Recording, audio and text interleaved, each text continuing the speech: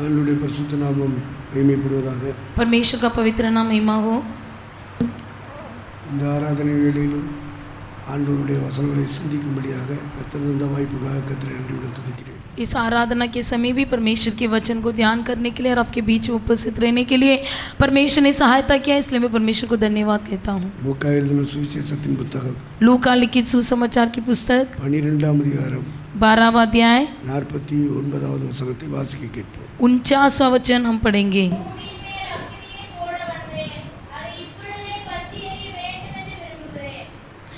मैं पृथ्वी पर आग लगाने आया हूँ और चाहता हूँ केवल यह अभी सुलग जाएगी. ஆண்டவராகிய இயேசு கிறிஸ்து பூமியில் இருந்த நாட்களில் यीशु मसीह जब इस पृथ्वी में था उन दिनों में பல உபதேசங்களை செய்தார், பல कई- உவமைகளை சொன்னார். कई दृष्टांत को बताया और कई प्रचार भी किया. அவருடைய வார்த்தைகளில் இதுவும் ஒரு வார்த்தையாக இருக்கிறது. उसके वचनों में कई प्रकार के अर्थ हैं. அக்கினியை போட வந்தேன் என்று சொல்லுகிறார். कहता है मैं पृथ्वी पर आग लगाने आया हूँ அதை இப்பொழுதே பற்றி எரிய விரும்புகிறேன் என்று சொல்லுகிறார். और चाहता हूँ कि अभी सुलग जाए. ஆண்டவராகிய இயேசு கிறிஸ்து இந்த பூமியிலே போட்ட அக்கினி எது? परमेश्वर यीशु मसीह इस पृथ्वी पर कौन सा आग लगाया? ரெண்டு விதமான அக்கினியை பற்றி வேதம் சொல்லுகிறது. दो प्रकार की आग के बारे में पवित्र शास्त्र में लिखा गया है. ஆண்டவர் போட்ட அக்கினியிலே ஒன்று பரிசுத்தாவின் அபிஷேகம், परमेश्वर ने लगाया हुआ आग में से एक आग है पवित्र आत्मा की अभिषेक. இரண்டாவது அக்கினி அவருடைய வார்த்தைகள். दूसरा अग्नि उसका वचन. எரேமியா 21, 23, 29 அப்படி சொல்லுகிறது. इर्मिया 31, 23, 24 इस प्रकार कहता है. அப்போ தேவனுடைய அக்கினி அவருடைய வார்த்தைகள், परमेश्वर का अग्नि उसका वचन है இன்னொன்று பரிசுத்தாவியானவர். और एक पवित्र आत्मा जी हैं. எபிரேயர் 6:18 இப்படி சொல்லப்பட்டிருக்கிறது. इब्रानियों 6:8 में इस प्रकार लिखा गया है. அடைக்கலமாய் ஓடி வந்த நமக்கு जो कोई शरण स्थान पाने के लिए आए हैं, ரெண்டு மாறாத விசேஷங்களை நமக்கு வைத்திருக்கிறார். दो प्रकार की बातों को वो हमारे लिए रखा है. நம்பிக்கையை பெற்றுக்கொள்ளும்படி அடைக்கலமாய் ஓடி வந்த நமக்கு आशा पाने के लिए दौड़कर आई हुई शरण स्थान में ரெண்டு மாறாத விசேஷங்களினால் நிறைந்த ஆறுதல் உண்டாகும்படி செய்திருக்கிறார். दो प्रकार की विशेष बातों को रखकर हमें तसल्ली किया है. ரெண்டு அக்னிதான் நமக்கு தேவன் தந்த ரெண்டு மாறாத விசேஷங்கள். दोनों अग्नि जो परमेश्वर ने हमें दिया है वही विशेष है. ஒன்று பரிசுத்தாவியானவருடைய அபிஷேகம், மற்றொன்று அவருடைய வார்த்தைகள். एक तो परमेश्वर पवित्र आत्मा का अभिषेक और एक उसका वचन. இது ரெண்டையும் ஆண்டவர் நமக்கு ஆறுதல் உண்டாகும்படி செய்திருக்கிறார். दोनों को परमेश्वर हमें तसल्ली देने के लिए रखा है. அக்னியை போட வந்தே आग लगाने आया அதை हूँ இப்பொழுதே பற்றி எறிய விரும்புகிறேன். और चाहता हूँ कि वह अभी सुलग जाए. ஆண்டவராகிய இயேசு கிறிஸ்து சிலுவையிலே ரத்தம் சிந்தி மரித்தார், परमेश्वर यीशु मसीह क्रूस पर अपना लहू बहाकर प्राण त्याग दिया, அடக்கம் பண்ணப்பட்டார், दफनाया गया, உயிர்த்தெழுந்தார், जी उठा, பரமேறி போனார், स्वर्गरोहण हुआ பரிசுத்தாவியானவரை பூமிக்கு அனுப்பினார். और पवित्र आत्मा जी को इस पृथ्वी में भेजा. பரிசுத்தாவியானவரை அக்னி என்று சொல்லப்பட்டிருக்கிறது. और पवित्र आत्मा जी को अग्नि कहा गया है. அந்த பரிசுத்த அக்னியினாலே முதலாம் நூற்றாண்டு 120 பேர் பற்றி எறிந்தார்கள். इसी अग्नि के कारण जो है पहले शताब्दी में 120 लोगों पर अभिषेक उतर आया. அவர்கள் வழியாக 3000, 5000 என்று பலுகி பெருகினார்கள். उनके द्वारा 3000, 5000 ऐसे लोग बढ़ते गए. உபத்திரவங்கள் வந்தது, சிதறி போனார்கள். संकट आया फिर भी न हिले. சிதறி போனவர்கள் எங்கெல்லாம் போனார்களோ அங்கெல்லாம் பற்றி எறிந்தது. जो भी लोग तितर बितर हुए उनके सब बीच में परमेश्वर का अभिषेक उतर आया. அவர் போன இடங்கள்லாம் சுவிசேஷம் என்ற வார்த்தைகள் பற்றி எரியும்படி வெளிப்பட்டது. जहाँ भी गए वहाँ पर सुसंदेश के रूप में अभिषेक उतर आया. பரிசுத்தாவியானவருடைய அக்னி எங்கு போனாலும் வெளிப்பட்டது. पवित्र आत्मा जी की अग्नि जहाँ भी जाए वहाँ पर प्रकट हुआ. இப்படி ரெண்டு மாறாத விசேஷங்களினாலே சபைக்கு ஆறுதலை உண்டாக்கி கொண்டிருக்கிறார். ऐसे दो बातों से परमेश्वर अपनी कलीसिया को तसल्ली देता है. அக்னி என்று இயேசு குறிப்பிட்டார். ये अग्नि करके परमेश्वर ने दर्शाया है. ரெண்டு தான் பிரதானமான பெரிய விஷயங்களா இருக்குது. उसी में दो गुप्त बातें छुपी हुई हैं. ஆனால் நம்முடைய கரங்களில் உள்ள வேதம் சொல்லுகிறது, लेकिन हमारे हाथ में जो पवित्र शास्त्र है वो कहता है அக்னி என்று எடுத்துக்கொண்டால் பல்வேறு விதமான அர்த்தங்களை தரக்கூடியதாக இருக்கிறது. अग्नि ये कई प्रकार का अर्थ बताने वाला अग्नि होता है. கர்த்தர் அப்படி டிவிஷனாக அக்னியை பெற்ற வைக்கிறார். परमेश्वर वैसे भाग भाग में अग्नि को लगाता है. வேதாகமத்தை வாசிக்கிறவர்களுக்கு இது புரியும். जो पवित्र शास्त्र पढ़ेंगे उनको समझ में आएगा.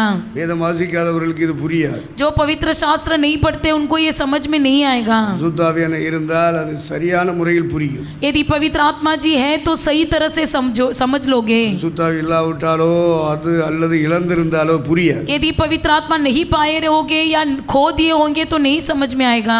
வேத வாக்கியங்களை பரிசுத்த ஆவியானவர் தான் எழுதி தந்திருக்கிறார். क्योंकि पवित्र शास्त्र के वचन को पवित्र आत्मा जी ने लिख कर दिया है. நம்முடைய பரிசுத்த மனுஷர்களை கொண்டு ஏவி அந்த வாக்கியங்களை எழுதி தந்திருக்கிறார். संत लोगों के द्वारा उनको उभार कर ये सारे वचन हमारे लिए लिख कर दिया गया है. தேவனுடைய வார்த்தைகள் பரிசுத்த ஆவியினால் எழுதப்பட்டது. परमेश्वर का वचन पवित्र आत्मा जी के द्वारा लिखा गया है.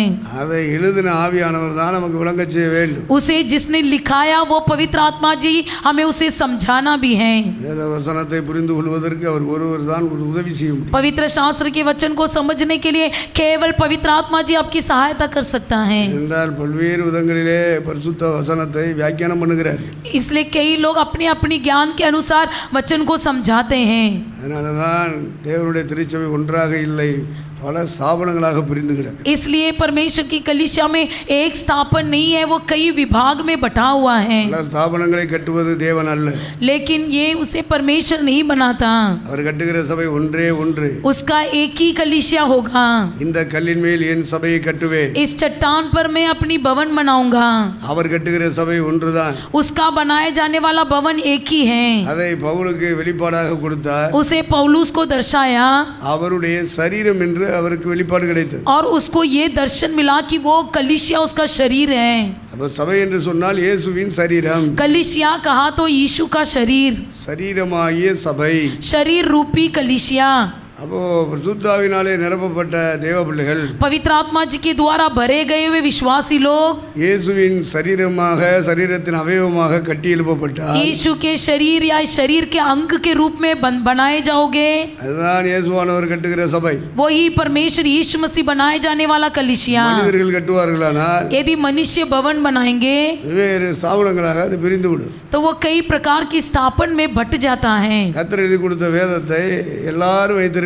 परमेश्वर ने जो पवित्र शास्त्र दिया है वो सबको ही रखे हैं, ஆனால் அவரவர் விருப்பப்படி வியாக்கியானம் பண்ணுகிறார். लेकिन अपनी मनचाहत के अनुसार उसे बताते हैं. ஆண்டவர் இந்த வேதத்தை எந்த நோக்கத்தோடு எழுதி கொடுத்தாரோ परमेश्वर जिस मकसद से इस पवित्र शास्त्र को लिख कर दिया है, அந்த நோக்கத்தை புரிந்து கொள்ளாமல் उस मकसद को न जानते हुए தங்களுடைய அறிவுக்கு ஏற்றபடி, அனுபவத்துக்கு ஏற்றபடி வியாக்கியானம் பண்ணுகிறார். अपनी समझ के अनुसार, अपनी ज्ञान के अनुसार उसे व्याख्यान करते हैं. ஆகவே இத்தனை ஸ்தாபனங்கள் உண்டாகிவிட்டது. इसलिए कई स्थापन उत्पन्न हुई, உபதேசங்களிலே பிரிவுகள் உண்டாகிவிட்டது. उपदेश में बंटवारा हुई. இயேசுவானவர் ஒரே ஒரு நபராக இருக்கிறார். यीशु मसीह एक ही है. அவர் எழுதி கொடுத்த வேதம் ஒரே வேதமாக இருக்கிறது. उसने एक ही पवित्र शास्त्र लिख कर दिया है. அவர் கொடுக்கிற பரிசுத்த ஆவியானவர் ஒன்றாகத்தான் ஒரு उसका நபராக द्वारा இருக்கிறார். दिया गया और पवित्र आत्मा भी एक ही है. அப்ப ஏன் இத்தனை பிரிவுகள்? फिर क्यों इतनी बंटवारा? எப்படி வந்தது? ये कहाँ से हुई? அது இந்த கேள்விகளுக்கு விடை இல்லை. उस प्रश्न का जवाब नहीं है. ஆகவே பரிசுத்த ஆவியான ஒரு மனுஷனுக்குள்ளே இருந்தால், यदि पवित्र आत्मा जी किसी व्यक्ति के अंदर हो, ஆண்டவர் கட்டுகிற சபையில் ஒரு அங்கமாக இருப்பார். परमेश्वर के द्वारा बनाए जाने वाले भवन के एक अंग बन जाएंगे. தனித்தனியாய் பிரிந்து கிடக்க மாட்டார். अलग अलग होकर बटे नहीं रहेंगे. தங்கள் இஷ்டப்படி வேதவசனத்தை வியாக்கியானம் பண்ண மாட்டார். अपनी मनमानी अनुसार वचन को नहीं समझाएंगे. அப்போ உண்மையாகவே பரிசுத்த ஆவியான இறங்குவாரான, यदि सच्चाई से पवित्र आत्मा जी उतर आए, அந்த ஆவியானவர் எழுதி கொடுத்த வேதத்தை அவரே விளங்க பண்ணுவார். पवित्र आत्मा जी ने जो लिख कर दिया ये पवित्र शास्त्र को वो खुद ही समझाएगा. யோவான் 2:27 மீண்டும் வாசிப்போம். पहली यूहन्ना 2:27 को फिर से पढ़ेंगे.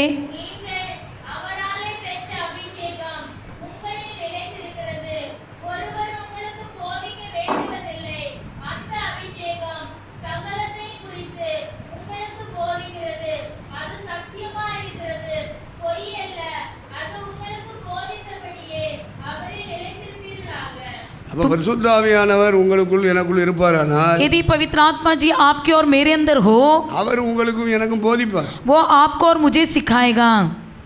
நம்ம விருப்பப்படி வியாக்கியானம் பண்ண அனுமதிக்க மாட்டேன். अपनी मनमानी अनुसार सिखाने के लिए नहीं अनुमति देगा. வேதத்தை கையிலே வைத்துக்கொண்டு தங்கள் தங்கள் இஷ்டப்படி இவர்கள் பேசுகிறார்கள். पवित्र शास्त्र को हाथ में रखकर अपनी मनमानी अनुसार बातें करते हैं. அப்ப தேவன் அனுமதிக்கிறார்.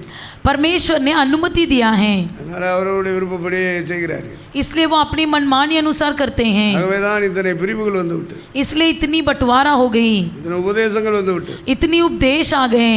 கிறிஸ்தவ சமூகம் பல பிரிவுகளாக இருக்கு. मसीह कलीसिया कितनी बंटवारा हो गई है. கர்த்தர் ஒரு சபை கட்டுவாரானால் அது ஒன்றுதான். यदि यहोवा ने एक भवन बनाया तो एक ही भवन बनाएगा. முழு உலக ஜனத்தை உள்ளடக்கியதாக இருக்கும். पूरे विश्व के लोगों को अंतर्गत करने वाली कलीसिया होगी. எல்லாருக்கும் ஒரே அபிஷேகம் தான். सबको एक ही अभिषेक मिलेगा. எல்லாருக்கும் ஒரே வேதம் தான். सबके हाथ में एक ही पवित्र शास्त्र दिया ஒரு जाएगा. வேதம் ஒரு அபிஷேகம் தான். एक ही पवित्र शास्त्र, एक ही अभिषेक. இது ரெண்டை வச்சு தான் ஆண்டவர் சபையை கட்டிக்கொண்டே இருக்கு. इसी के द्वारा परमेश्वर कलीसिया को बना रहा है. இந்த சபையை நான் கட்டுவேன், इस भवन को मैं बनाऊंगा. அவர் கட்டுவாரானால் அது பாதாளம் மேற்கொள்ளாது. यदि वो बनाए तो अधोलोक का फाटक प्रबल न हो पाएंगे. பாதாளத்தின் ஆவிகள் என்று சொன்னால் அது பில்லி சூனியங்கள் உள்ள வராது. यदि वैसा हो तो कोई जादू टोना अंदर नहीं आएगी, மந்திரவாதங்கள் உள்ள வராது. कोई जादूगर की आत्मा नहीं आएगी, அந்த பாவம் செய்ய பண்ணுகிற ஆவியை கிராஷ் பண்ணாது. कोई पाप करने वाली आत्मा क्लैश नहीं करेगी. தங்கள் தங்கள் இஷ்டப்படி வியாக்கியானம் பண்ணுவதற்கு பரிசுத்த ஆவியை அனுமதிக்க மாட்டேன். अपनी मनमानी अनुसार व्याख्यान करने के लिए पवित्र आत्मा जी अनुमति नहीं देंगे. அப்போ தங்கள் தங்கள் இஷ்டப்படி அவர்கள் வியாக்கியானிக்கிறார்கள் என்று சொன்னால் அது வேற ஒரு ஆவி. यदि अपनी मनमानी अनुसार व्याख्यान देते हैं इसका मतलब वो दूसरी आत्मा है. 2 கொரிந்தியர் 11:4 வாசிப்போம். दूसरी कुरिन्थियों 11:4 पढ़िए.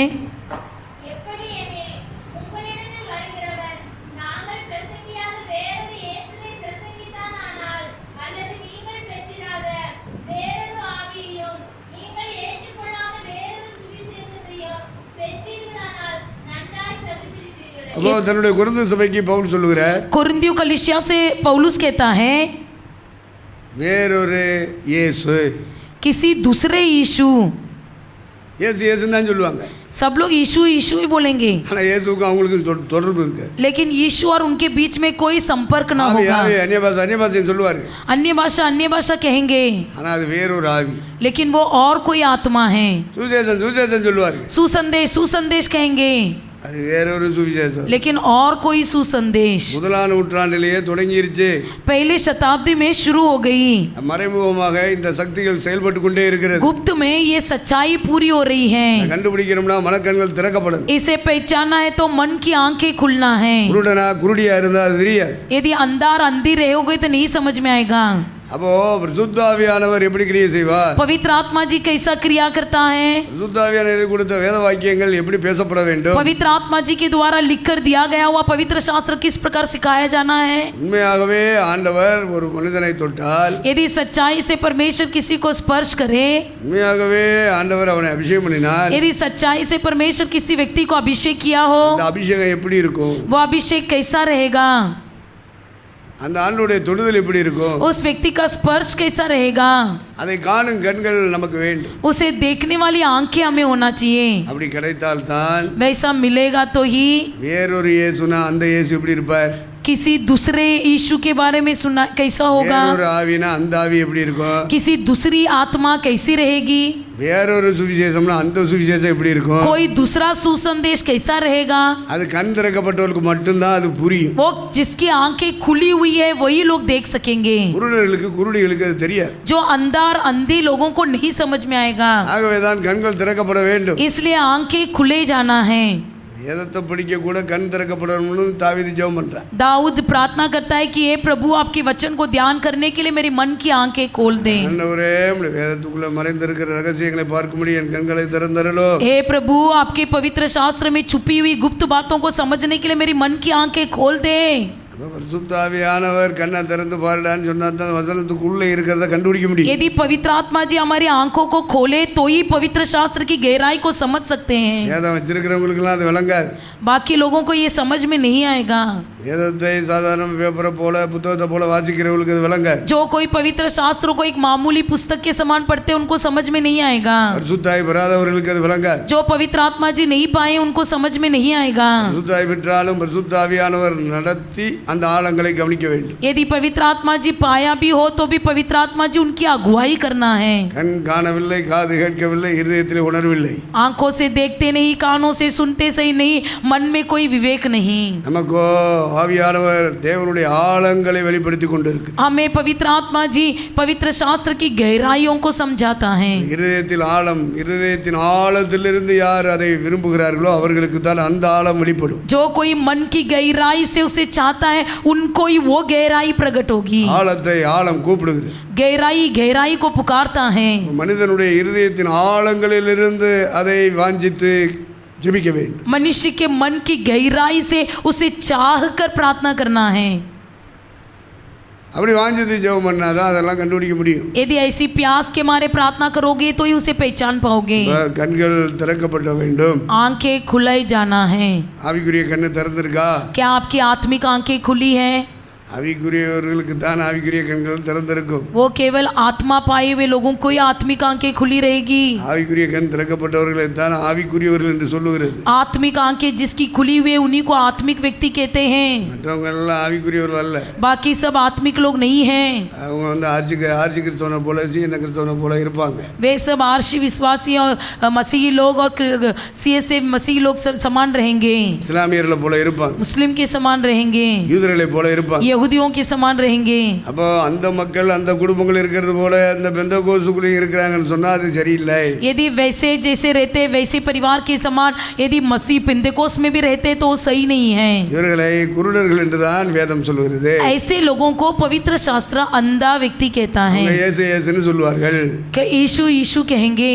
பாட்டில் இயேசு இருப்பார், गीत में यीशु रहेगा, அவங்க ஆராதனையில இயேசு இருப்பார், उनकी आराधना में यीशु रहेगा, அவங்க சுவிசேஷம் சொன்னாலும் இயேசு இருப்பார், उनके सुसंदेश में यीशु रहेगा, அவங்க ஆவியில இருந்தாலும் அது இயேசு இருப்பார், उनके आत्मा में भरेंगे तो भी यीशु रहेगा।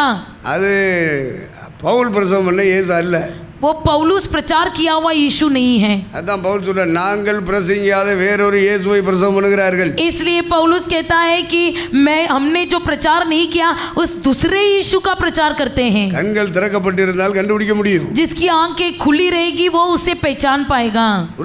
குருடியா இருந்தா எப்படி தெரியும்? यदि अंधा और अंधी बना रहोगे तो कैसे समझ पाओगे? அவங்க பிரசவம் பண்ற இயேசு யார்? हम प्रचार करने वाला यीशु कौन है? அவங்கள அந்நிய பாஷை பேச வைக்கிற அந்த ஆவி எது? हमें अन्य भाषा बातें करने को रखने वाली आत्मा क्या है? அவங்க சுவிசேஷம் போயிட்டு இருக்காங்க. அந்த சுவிசேஷம் என்ன சுவிசேஷம்? वहाँ सुसंदेश करते हैं। वो सुसंदेश कौन सी आत्मा से सुनाया जाता है? அது வேறொரு சுவிசேஷம். वो और एक सुसंदेश है। அவங்க பேசுற அந்நிய பாஷை பேச வைக்கிற ஆவி வேறொரு ஆவி. उनको अन्य भाषा बोलने को रखता है वो किसी और आत्मा है। அவங்க இயேசு இயேசுன்னு சொல்றாங்களே ஜெப கூட்டங்கள்ல அது வேறொரு இயேசு. वो मंडली में यीशु यीशु कहते हैं वो कोई और यीशु है।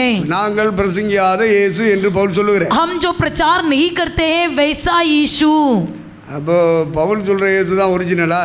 क्या पौलुस ने प्रचार किया हुआ यीशु कहाँ गया? அப்ப மத்தவங்க பிரசவம் பண்றலாம் இயேசு இல்லையா? तो बाकी लोग जो ये प्रचार करते हैं वो सब यीशु नहीं है। பவுல் மேல இறங்குறது தான் பரிசுத்த ஆவியா? மற்றவங்க மேல இறங்குறது பரிசுத்த ஆவி இல்லையா? पौलुस के ऊपर जो उतरता है वही पवित्र आत्मा है क्या? किसी और के ऊपर उतरने वाला पवित्र आत्मा नहीं है। பவுல் சொல்லுறதா சுவிசேஷம், மற்றவங்க சொல்றதெல்லாம் சுவிசேஷம் இல்லையா? पौलुस जो कहता है वही सुसंदेश और बाकी लोग जो कहते हैं वो सुसंदेश नहीं है क्या? என்ற கேள்விகளுக்கு விடை காண வேண்டுமானால் इस प्रश्न का उत्तर पाना है तो பரிசுத்த ஆவியான இறங்கி கண்ணை திறந்திருக்கணும். पवित्र आत्मा जी आपकी आंखें खोलना है। கண்ணு திறக்கப்பட்டவர்களுக்கு தான் அதை கண்டுபிடிக்க முடியும். जिसकी आंखें खुली है वही उसे पहचान पाएंगे। குருடனுக்கு முன்னாடி யானையை கொண்டு வச்சா எப்படி தடவி ஒவ்வொரு குருடன் சொல்றானோ அது மாதிரி தான் இருக்கும் வேத வியாக்கியானம். अंधे के सामने यदि इस प्रकार बताएंगे तो उनको कुछ भी समझ में नहीं आएगा। பைபிளை கொடுத்தோம்னா அவன் இஷ்டப்படி வியாக்கியானம் பண்ணிட்டு இருப்பான். यदि पवित्र शास्त्र हाथ में दे दिया तो अपनी अपनी मन के अनुसार व्याख्या करते रहते हैं। குருடன் கையில கிடைச்ச யானையை போல, குருடன் கையில கிடைத்த யானையை போல, अंधे के हाथ में मिला हुआ हाथी के समान।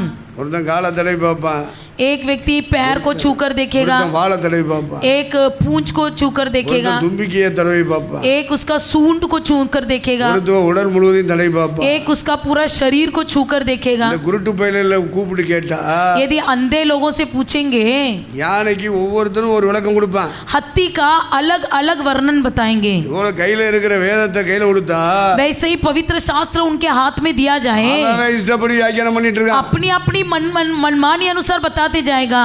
அதுல நாம தெளிவை எடுக்க வேண்டுமானால் उसमें यदि एक स्पष्टीकरण होना है तो நம்மேலே பரிசுத்த ஆவி இறங்கி நம்ம மனக்கண்களை திறந்திருக்க. हमारे अंदर पवित्र आत्मा जी उतर कर हमारे मन की आंखों को प्रकाशित कर देना है। ஆகவே ஆண்டவர் தம்முடைய நாட்களில் சொன்னார், इसलिए परमेश्वर ने अपने दिनों में कहा, இப்படி எல்லாரும் வேதம் தானே பேசுறாங்க, सब लोग तो वचन ही बताते हैं, எல்லாரும் தேவனை தானே ஆராதிக்கிறாங்க सब लोग तो परमेश्वर की आराधना करते हैं। என்று சொல்லும்போது ஆண்டவர் சொன்னார், तब परमेश्वर ने कहा, இவங்கெல்லாம் குருட்டு பயிலடா, तुम लोग सब अंधे लोग हो, குருடர்களுக்கு வழிகாட்டுகிற குருடன்டா. अंधे को रास्ता दिखाने वाले अंधे हो। ஆனா அவன் ஏத்துக்கிடுவாங்களா? மக்கள் क्या लोग मान लेंगे? மக்கள் ஏத்துக்கிற மாட்டான். लोग नहीं मानेंगे। அவங்களுக்கு கையில் யானை குருடன் கையில் யானை கிடைச்சது மாதிரி பைபிள் அநேகருடைய கையில் கிடைச்சிருக்கு. जैसे अंधे के हाथ में हत्ती मिली है, वैसे कई लोगों के हाथ में पवित्र शास्त्र मिला है। அவன் எழுத்தின்படி உள்ள குருடே, இவன் ஆவியின்படி உள்ள குருடே. वो तो असली में अंधा है, लेकिन ये आत्मा में अंधा है। ஆகவே குருடர்களுக்கு வேதாகமத்திலே தெளிவு இருக்காது. इसलिए अंधे व्यक्तियों को पवित्र शास्त्र में एक स्पष्टीकरण नहीं मिलेगी। 66 புத்தகம் கொடுத்த 66 புத்தகத்தை குறித்த ஒரு தெளிவு இருக்கு. यदि 66 पुस्तक के प्रति एक प्रकार की एक प्रकाश होना है। சில பேர்லாம் சங்கீதம் தான் வாசிக்கிறான், कुछ लोग केवल भजन संगीता पढ़ेंगे, மற்ற புத்தகம்லாம் வாசிக்க மாட்டேங்கிறான். बाकी के पुस्तक पढ़ेंगे ही नहीं। என்ன வாசியாடா? என்ன கமம்? क्या पढ़ा? गिनती। தேவிராம வாசியா? क्या लेवी व्यवस्था पढ़ा? அது எதுக்குங்க? वो क्यों पढ़ना है? ஒருத்தன் சொல்றான், एक आदमी कहता है, மலை உபதேசம் போதாதா? सिर्फ पहाड़ी उपदेश पढ़ा तो बस हो गया। இயேசுவானவர் மலையில உபதேசம் பண்ணார்ல, यीशु ने जो पहाड़ में उपदेश किया அது போதும் போதுங்கற. उतना पढ़ा तो काफी है। அப்ப நான் சொன்னேன், मैंने कहा கிழிச்சிரு, மத்ததெல்லாம் கிழிச்சிரு, तो बाकी सब फाड़ दे, எதுக்கு தூக்கிட்டு திரிற? क्यों उठा के फिरते हो?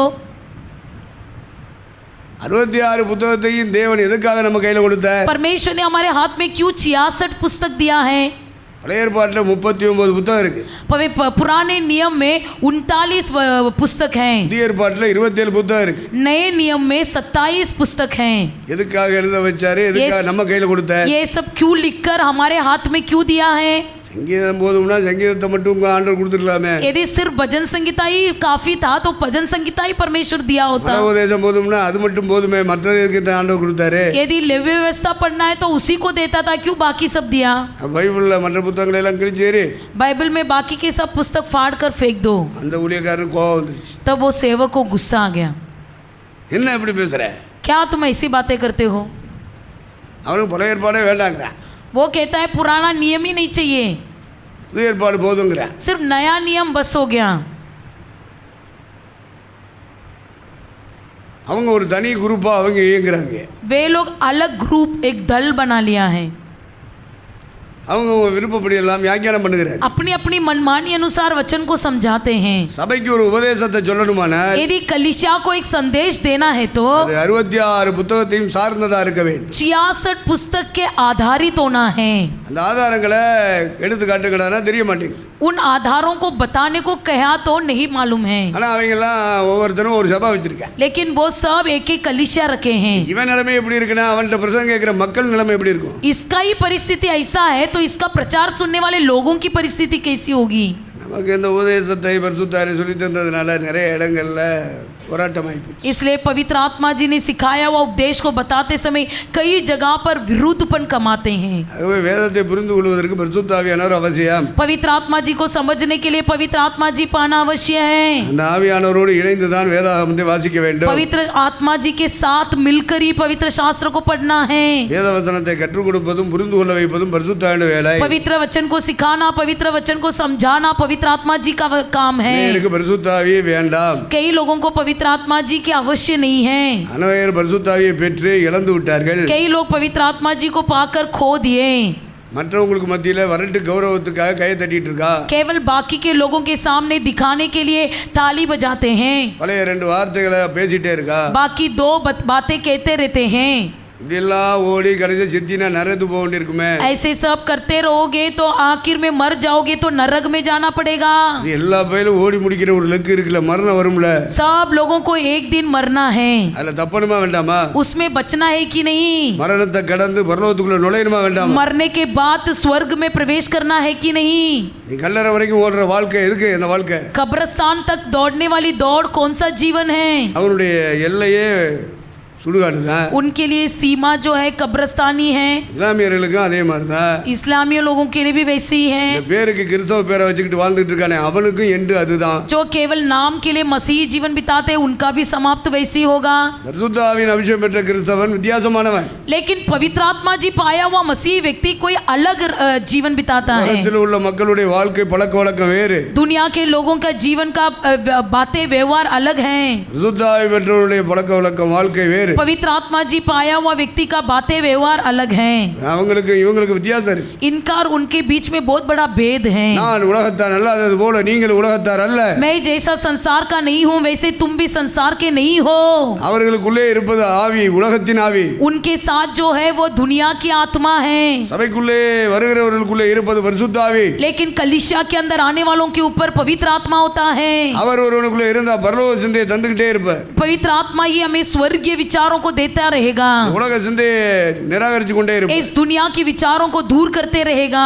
நீ வித்தியாசமானவன் சொல்லிட்டே இருப்பார். तुझे तू अलग है करके कहते रहेगा। நீ பூமியில வாழ்ந்தாலும் பரலோக சிந்தையோடு வாழணும் சொல்லுவார். इस पृथ्वी में भले तुम जीता है लेकिन स्वर्गीय विचार के साथ जीवन बिता बोलकर कहते रहेगा। அவர்களை சுற்றி வாழ்கிற மக்களை போல சிந்திக்க விட மாட்டார்.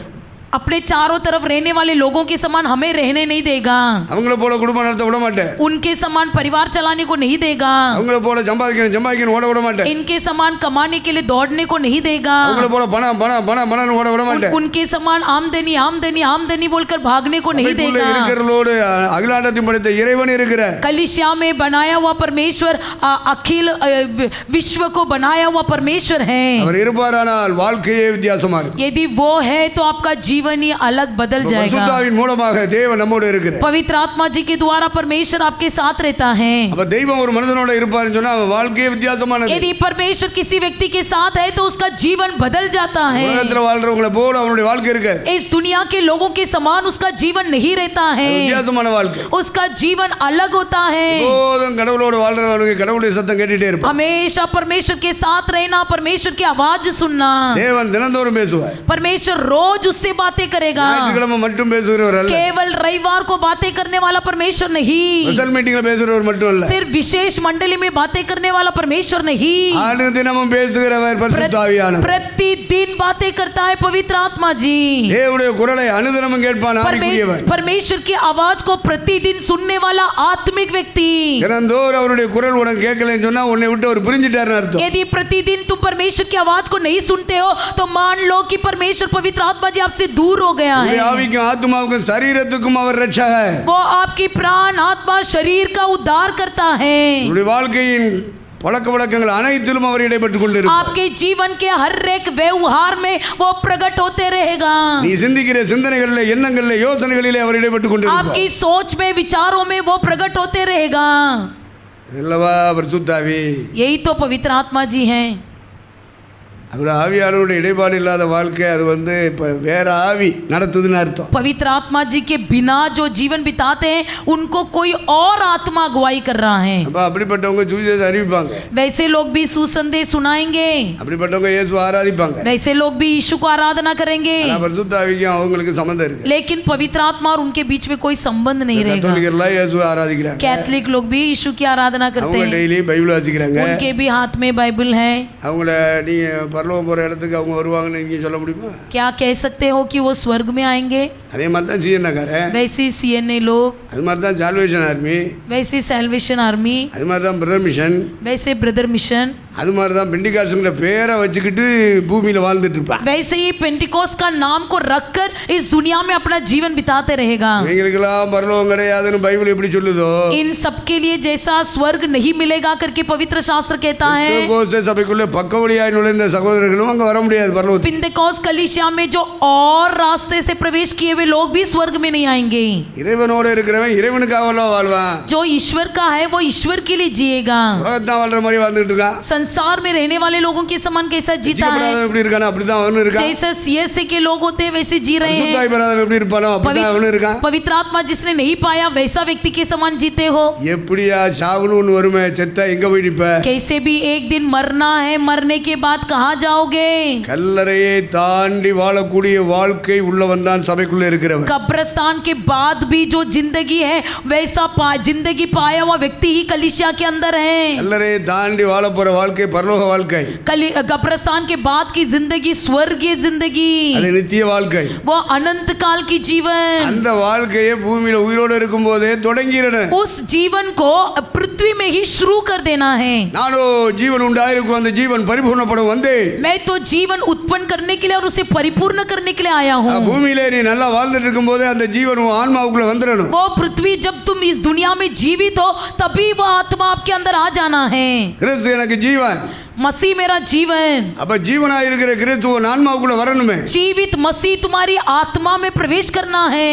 நீ ஜாமி முடவுல வர்ற ஞாயிற்றுக்கிழமை तुम तो रविवार के दिन एक पूजा करने के लिए आते समान आते அவருக்கு हो. பாட்டு பாடி அவருக்கு ஸ்தோத்திரம் பண்ணி அவரை ஜாமி முட்டு போறது. जैसा एक गाना गाते हो, स्तुति करते हो அவருக்கு ஒரு और उसकी காணிக்கை पूजा போட்டு करते போறது. हो, उसके लिए दान देते हो. அப்படி ஜாமி ஆகிறது இல்ல இயேசுனாரே. ये कोई मूर्ति नहीं है यीशु मसीह. உயிர் தெழுந்த கிறிஸ்து உன்னுடைய ஆன்மாவுக்குள் ஜீவனா இறங்கி வர வேண்டும். जीवित परमेश्वर आपकी आत्मा के लिए जीवित है.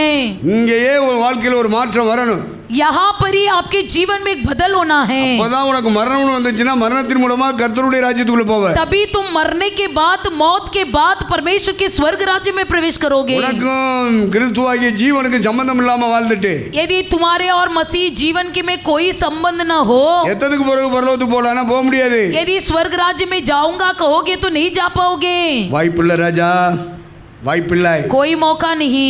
உன்னுடைய வேதம் அதை பற்றி பேசுகிறது. तुम्हारा पवित्र शास्त्र उसी बात को बताता है. நான் பேசவில்லை, உன்னுடைய வேதம் அதை சொல்லுகிறது. मैं नहीं बता रहा हूँ, आपके हाथ में जो पवित्र शास्त्र है वही कहता है. எந்த கிறிஸ்தவனாக இருந்தாலும் சரி, आप कुछ भी मसीही व्यक्ति क्यों न हो, நீ கத்தோலிக்க கிறிஸ்தவனாக இருந்தாலும் சரி, आप भले कैथलिक हो, சீஎன்ன கிறிஸ்தவனாக இருந்தாலும் आप சரி, सीएनआई मसीह की व्यक्ति हो, பெந்தெகோஸ்து கிறிஸ்தவன் என்று சொல்லி பக்கவழியாய் வந்த சகோதரனாக இருந்தாலும் சரி, पिंतेकोस कलीसिया में और रास्ते से आए हुए मसीह व्यक्ति हो, சாவு வரும்போது சாவு மூலமா பரலோகத்துக்குள்ள நுழையணும். मरने के बाद मौत के द्वारा में स्वर्ग में प्रवेश करना அது है. கல்லறையோடு நின்று விடக்கூடாது. वो कब्रिस्तान में खत्म नहीं हो जाना चाहिए. கல்லறைக்கு பின்பு உன் வாழ்க்கை பரலோக வாழ்க்கையை மாறணும். कब्रिस्तान के बाद भी हमारा जीवन स्वर्गीय जीवन में जाना है. இங்கே நீ ரட்சிக்கப்படானே, ये अभी तक यहाँ पर ही तुम उद्धार नहीं पाए இங்கே நீ हो, மனம் திரும்பி ஆகனே, अभी तक और भी मन फिराना है, இங்கே ஞானஸ்நானம் எடுத்து ஆகனே, अभी तक यहाँ पर ही बपतिस्मा लेना है, இங்கே பரிசுத்தாவின் அபிஷேகம் பெற்றாகணும், यहीं पर पवित्र आत्मा का अभिषेक पाना है, இங்கே கர்த்தருடைய பிள்ளைகள் அபிஷேகம் பண்ணப்பட்ட பிள்ளைகள் கூடுகிற இடத்துல போய் கூடணும், यहीं पर पवित्र आत्मा का अभिषेक पाए हुए लोगों के साथ मेल मिलाप रखना है, கர்த்தருடைய வசனத்தை நீ கேட்டுக்கொண்டே இருக்கணும், परमेश्वर के वचन को सुनते रहना है, நீ பரிசுத்தாவில நிரம்பிக் கொண்டே இருக்கணும். पवित्र आत्मा में भरते रहना है, அப்பதான் உன் வாழ்க்கை மறுரூபமாகிட்டே இருக்கும். तभी आपका जीवन रूपांतर होते रहेगा. சாவுன்னு ஒன்று வந்தால் जब एक दिन मरोगे அந்த சாவின் வழியாக நீ பரலோகத்துக்குள்ள வரணும். उस मौत के द्वारा स्वर्ग में चले जाओगे. நீ அங்க போனீனா கர்த்தருடைய முகத்தை பார்க்க முடியும். वहां जाओगे तो परमेश्वर की चेहरा देखोगे. அவருடைய முகத்தை பார்ப்பேன் என்ற நம்பிக்கை உனக்கு இங்கேயே தொடங்கணும். यहाँ से ही आपके मन में आशा होना चाहिए कि मैं वहां जाकर परमेश्वर का चेहरा देखूंगा. நான் செத்தா பரலோகம் போறேனோ போகலையோ எனக்கு என்ன தெரியும் அப்படின்னு சொல்லக்கூடாது. ऐसा नहीं बोलना चाहिए मैं मरने के बाद स्वर्ग जाऊंगा या नहीं. ஆகவே ரட்சிக்கப்படாதவர்கள் ரட்சிக்கப்படணும். इसलिए जो उद्धार नहीं पाए हैं आप लोग उद्धार पाइए. ஸ்நானம் எடுக்காதவர்கள் ஸ்நானம் எடுக்கணும். जिन्होंने बपतिस्मा नहीं लिया है आप बपतिस्मा लीजिए. அபிஷேகம் வரணும். जिन्होंने अभिषेक नहीं पाया है आप अभिषेक पा लीजिए. அபிஷேகம் பண்ணப்பட்ட பிள்ளைகளோட ஐக்கியம் இல்லைன்னா ஐக்கியப்படணும். अभी तक यदि अभिषेक पाए हुए बच्चों के साथ मेल मिलाप नहीं रखते हो तो ஆவியோடு रखिए. உண்மையோடு ஆராதிக்கணும். आत्मा और सच्चाई से आराधना कीजिए. தேவ கிருபை இறங்கிட்டே இருக்கணும். परमेश्वर का अनुग्रह सदा उतरते रहे. பரிசுத்த ஆவியானவரால் நிரம்பிக் கொண்டே இருக்கணும். पवित्र आत्मा में भरते रहिए. பரிசுத்த வசனங்களால் நிரம்பிக் கொண்டே இருக்கணும். पवित्र वचनों में से भरते रहे. இது ஞாயிற்றுக்கிழமை மட்டும் அல்ல, सिर्फ रविवार के दिन नहीं, இப்படி விசேஷ கூட்டங்களில் மட்டுமல்ல, सिर्फ विशेष मंडली में नहीं, அனுதினமும் என்னை பின்பற்றாதவன் எனக்கு சீசனா இருக்க மாட்டான். प्रतिदिन मेरा पीछा न करने वाला मेरा चेला नहीं है. தினந்தோறும் அபிஷேகம் மேல இறங்கிட்டே இருக்கு. प्रतिदिन अभिषेक उतरते रहना है. தினந்தோறும் தேவனுடைய வார்த்தை உனக்குள்ள இறங்கிட்டே இருக்கு. प्रतिदिन परमेश्वर का वचन आपके अंदर बातें करना है. வந்தேன், அது இப்பொழுதே பற்றி எரிய விரும்புகிறேன். आग लगाने आया हूँ, वह अभी सुलग जाएगी. வசனமாகி அக்னியை போடுகிறார். अभी वह आग लगाता है. சுத்தாவியை அக்னி ஊற்றுகிறார். पवित्र आत्मा की आग लगाता है. அவருடைய சபைக்குள்ளே இருக்கிறவர்கள் அதில் எரிந்து தீ பிளம்பாக மாறுகிறார். कलीसिया में रहने वाले लोग उस आग में ज्वाला बन जाते हैं. ஆவிக்குரியவர்கள் என்று பரலோகம் கணக்கு போடுகிறது. ऐसे लोगों को पवित्र आत्मा स्वर्ग कहता है आत्मिक व्यक्ति. அப்படிப்பட்டவர்களை கொண்டு கட்டப்படுவதுதான் தேவனுடைய திருச்சபை. ऐसे लोगों के द्वारा बनाया जाता है परमेश्वर का भवन. அப்படிப்பட்டவர்களை தான் அக்னினாலே நிரப்பிக் கொண்டே இருக்கிறார். वैसे लोगों को ही परमेश्वर का पवित्र अग्नि भरे रहता है. ஒன்று வசனம், ஒன்று அபிஷேகம். एक तो वचन और एक अभिषेक. ரெண்டு நாளே நிறைந்த ஆறுதலை சபைக்கு உண்டாகி கொண்டே இருக்கிறது. ये दोनों के द्वारा भवन में तसल्ली बढ़ती जाती है. 6:18 வாசிப்போம். इब्रानियों 6:8. நமக்கு முன் வைக்கப்பட்ட நம்பிக்கையை பற்றிக் கொள்ளும்படி அடைக்கலமாய் ஓடி வந்த நமக்கு ரெண்டு மாறாத விசேஷங்களினால் நிறைந்த ஆறுதல் உண்டாகும்படிக்கு எவ்வளவேனும் பொய்யுரையாத தேவன் அப்படி செய்தார். எவ்வளவேனும் பொய்யுரையாத தேவன், कभी झूठ न कहने वाला परमेश्वर சபைக்கு நிறைந்த ஆறுதலை உண்டாக்கி கொண்டிருக்கிறார். कलीसिया को भरा हुआ टाडस बंधाता है. ரெண்டு விசேஷம், ரெண்டு மாறாத விசேஷம். दोनों कभी नहीं बदलता है. பரிசுத்த ஆவியாலும் பரிசுத்த வசனத்தினாலும் கர்த்தர் சபையை நிரப்பிக் கொண்டே पवित्र இருக்கிறார். आत्मा जी के द्वारा, पवित्र वचन के द्वारा कलीसिया को भराते रहता है. பரிசுத்த ஆவியிலே நிரப்புவதை விட்டுவிடக் கூடாது. इसलिए पवित्र आत्मा में भरना मत छोड़िए. பரிசுத்த வசனங்களை நிரப்புவதை, நம்முடைய மனதில் நிரப்புவதை விட்டு விடக்கூடாது. पवित्र वचन को हमारे मन में भरना मत छोड़िए. நம்முடைய மனதிலும் இருதயத்திலும் சரீரத்திலும் அந்த வசனம் இறங்கி கொண்டே இருக்கு. आपके मन में, शरीर में, प्राण में वो वचन उतरते रहे. பரிசுத்த ஆவியானவர் இறங்கி கொண்டே இருக்கு. पवित्र आत्मा जी उतरते रहे. இதைத்தான் ஆண்டவர் சொல்லுகிறார், அக்னியை போட வந்தே. इसे ही परमेश्वर कहता है, मैं आग लगाने आया हूँ, அதை பற்றி அறிய விரும்புகிறேன். वो अभी सुलग जाए. அப்போ ஒரு சிலுவையிலே மரித்து அடக்கமட்டு உயிர் தெழுந்து பரமேறி போனார். जब क्रूस पर मारा गया, तीसरा दिन जी उठा, रूपांतर हुआ. அங்கே போய் பரிசுத்த ஆவியானவரை அனுப்பினார். वहाँ और अपनी पवित्र आत्मा जी को भेज दिया. போறதுக்கு முன்னாடி உயிர் தெழுந்த உடனே சீடர்களை கூப்பிட்டு पुनरुत्थान होते ही तुरंत उसने चेलों को बुलाया, வசனத்தை கொடுத்தார். वचन को दिया. உயிர் தெழுந்த உடனே சீடர்களுக்கு கொடுத்தது முதலாவது வசனம். पुनरुत्थान होते ही चेलों को पहला वचन दिया. அவர் பரமேறி போய் தான் பரிசுத்த ஆவியை அனுப்பினார். स्वर्गरोहण होने के बाद ही पवित्र आत्मा को லூக்கா भेजा. சுவிசேஷம் 24:47 வாசிப்பு. लूका 24:47 पढ़िए. அந்தியும் மனம் திரும்புதலும் பாவ மன்னிப்பும் எருசலேம் தொடங்கி சகல தேசத்தாருக்கும் அவருடைய நாமத்தினாலே பிரசங்கிக்கப்பட வேண்டியது. சுவிசேஷத்தை ஆண்டவர் கொடுத்தார். सुसमाचार को परमेश्वर ने दिया. உயிர் தெழுந்து ஒலிவமலையில் நிற்கிறார். जैतून के पहाड़ में पुनरुत्थान हुआ. முதலாவது சுவிசேஷத்தை கையில் கொடுத்தார். स्वर्गरोहण होने के बाद उसने पहला सुसंदेश दिया. புறப்பட்டு போங்கள், निकल जाओ, சகல ஜாதிகளுக்கும் சுவிசேஷத்தை பிரசங்கம் பண்ணுங்கள். सब जातियों को मन फिराने का और पापों की क्षमा करके उनको प्रचार करो.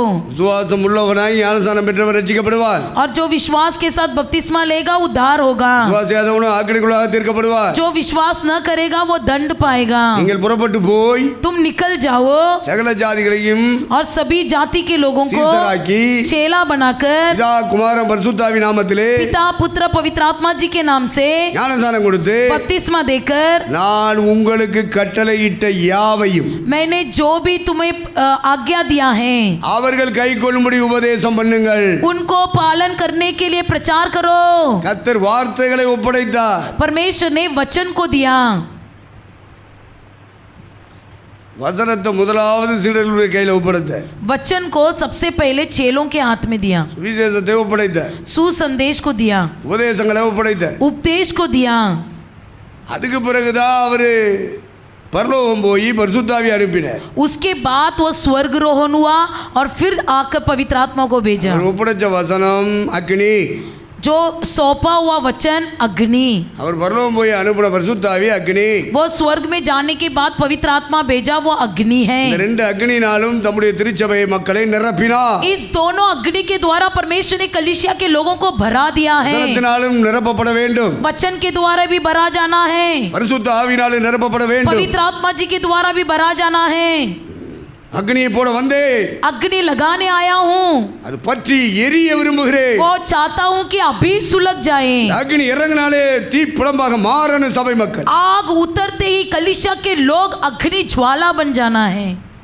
அரசாங்கமோ பிசாசுனுடைய அதிகாரங்களோ சிதறடிச்சாலும் சரி, भले सरकार का अधिकार या शैतान के अधिकार भले तितर बितर करें, சிதறி போனவர்கள் எங்கும் சுற்றி திரிந்து சுவிசேஷத்தை பிரசங்கப்படுத்தினார். तितर बितर हुए हुए लोग यहाँ वहाँ जाकर सुसमाचार सुनाने लगे। வசனங்கள் சுவிசேஷங்களாக தீ பிளம்புகளாக பறக்க வேண்டும். सुसंदेश के रूप में अग्नि ज्वाला फैलना है। பேசும்போது ஒரு சுத்த ஆவியின் பலத்தினாலே அக்னினாலே பேச வேண்டும். बातें करते समय यीशु मसीह के बल के साथ बातें करना है। ரெண்டு விதமான அக்னி சபைக்கு தருகிறார். दो प्रकार के अग्नि परमेश्वर कलीसिया के लोगों को உங்களை देता சபையிலே है। கர்த்தர் சேர்த்திருப்பாரானால், यदि आपको परमेश्वर कलीसिया में इकट्ठा किया है நீங்கள் இந்த பரிசுத்த ஆவியினாலும் வசனத்தினாலும் நிரம்பிக் கொண்டே இருக்க तो வேண்டும். आप सदा इस वचन के द्वारा पवित्र आत्मा जी के द्वारा भरते रहना है। கொஞ்சம் லூஸ் விட்டனா பிசாசு உள்ள நுழைஞ்சிடுவான். यदि थोड़ा ढीला हो जाओगे तो शैतान प्रवेश करेगा। பிசாசுக்கு இடம் கொடாதிருங்கள். शैतान को मौका नहीं देना, அப்பதான் தேவன் தம்முடைய சித்தத்தின்படி உங்களை என்னை வழி நடத்த முடியும். तभी पिता परमेश्वर आपको और मुझे अपनी इच्छा के अनुसार चला पाएगा। இந்த அக்னி எப்பவுமே நமக்கு மேல இறங்கிக்கிட்டே இருக்கணும். ये दोनों अग्नि सदा हम पर उतरते रहना है। அது தாமதமாச்சு அல்லது உள்ள வரல அப்படின்னு சொன்னா பிசாசு உள்ள நுழைஞ்சிருவான். यदि उसे आने में देरी हो जाए या नहीं आए तो शैतान प्रवेश कर देगा। பிசாசுக்கு இடம் கொடாதிருங்கள். शैतान का मौका न देना, எப்பொழுதுமே கர்த்தருடைய பட்சத்திலே நிற்போம். सदा परमेश्वर के आधारित रहेंगे। லேவியர் ஆகமத்தின் புத்தகம் 6ஆம் அதிகாரம் 12-13 வாசி. लेवी व्यस्तों की पुस्तक 6:12-13 पढ़ेंगे। பலிபீடத்தின் மேலிருக்கிற அக்கினி அவியாமல் எரிந்து கொண்டிருக்க வேண்டும். ஆசாரியன் காலைதோறும் அதன் மேல் எரியும்படி கட்டுகளை போட்டு அதன் மேல் சர்வாங்க தகன பலியை வரிசையாக வைத்து அதன் மேல் சமாதான பலிகளின் கொழுப்பை போட்டு தகனிக்க கடவன்.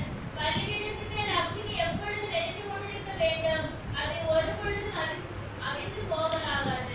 அப்ப சபை என்பது ஒரு பலிபீடமாக நீங்கள் பாவிக்க வேண்டும். कलीसिया को एक वेदी के नजर में देखिए। நம்முடைய இருதயங்களை ஒரு பலிபீடமாக்க வேண்டும். हमारे मन को एक वेदी के रूप में बना दीजिए। இந்த பலிபீடத்தில் அந்த அக்னி இறங்கிக்கிட்டே இருக்கணும். इस वेदी पर आग लगातार जलते रहना பலிபீடத்தின் है। அக்னி அவிந்து போகவே கூடாது. वेदी पर आग कभी बुझने ना पाए। உங்களுடைய இருதயம் பலிபீடமானால், आपका मन यदि वेदी हो, நாம் கூடி வருகிற கூடுகை பலிபீடமானால், हम जहाँ पर इकट्ठा होते ये वेदी हो, அதிலே இறங்குகிற பரிசுத்த அக்னி எப்போது இருந்து கொண்டிருக்க வேண்டும். उसमें सदा पवित्र अग्नि जलते रहना है। ஒரு நாள் ஒருபோதும் அவிந்து போக கூடாது. वो कभी बुझने ना पाए। அதைத்தான் மோசேயின் வழியாக கர்த்தர் இஸ்ரவேல் மக்களுக்கு கட்டளையிடுகிறார். उसे ही मूसा के द्वारा इजराइल लोगों को परमेश्वर ने बताया। அப்ப பலிபீடத்தில் அக்னி எப்போ வரும்? वेदी में आग कभी उतरेगा? எப்படிப்பட்ட அக்னி? कैसा अग्नि? பலிபீடத்தில் முத அக்னி வர்றது பரலோகத்திலிருந்து வர்ற அக்னி. सबसे पहला अग्नि स्वर्ग से उतर आता है। அந்த அக்னியை கொடுத்துட்டு தான் ஆண்டவர் சொல்றாரு, டே அவிஞ்சு போகாதோடி பார்த்துக்கிறீங்களான்னு. उस अग्नि को देने के बाद ही परमेश्वर कहता है देख लो कि वो बुझ न जाए। வனாந்தரத்தில் ஆசரிப்பு கூடாரம் கட்டப்பட்டது. मेल मिलाप की तंबू बनाई गई, ஆசரிப்பு கூடாரத்தில் பிரகாரம் இருந்தது.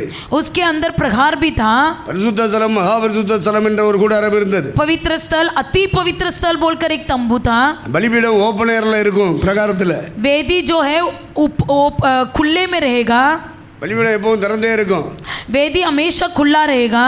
அந்த பலிபீடத்தில் 24 மணி நேரம் மக்கள் வந்து பலி செலுத்தி கொண்டே இருப்பார்கள். उस वेदी पर 24 घंटा लोग आकर बलि चढ़ाते रहेंगे।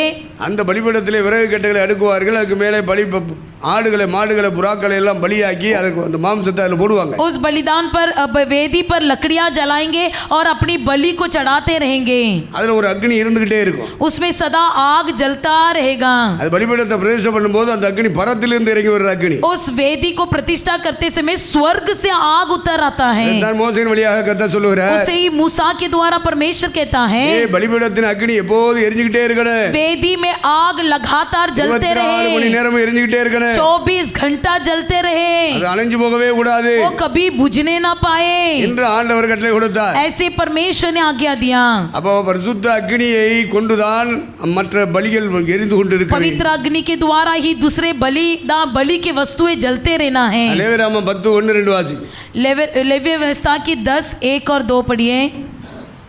பின்பு ஆரோனின் குமாரராகிய நாதாபும் அபியூவும் தங்கள் தூப கலசத்தை எடுத்து அவைகளில் அக்கினியையும் அதன் மேல் தூப வர்க்கத்தையும் போட்டு கர்த்தர் தங்களுக்கு கட்டளையிடாத அந்நிய அக்கினியை அவருடைய சந்நிதியில் கொண்டு வந்தார்கள்.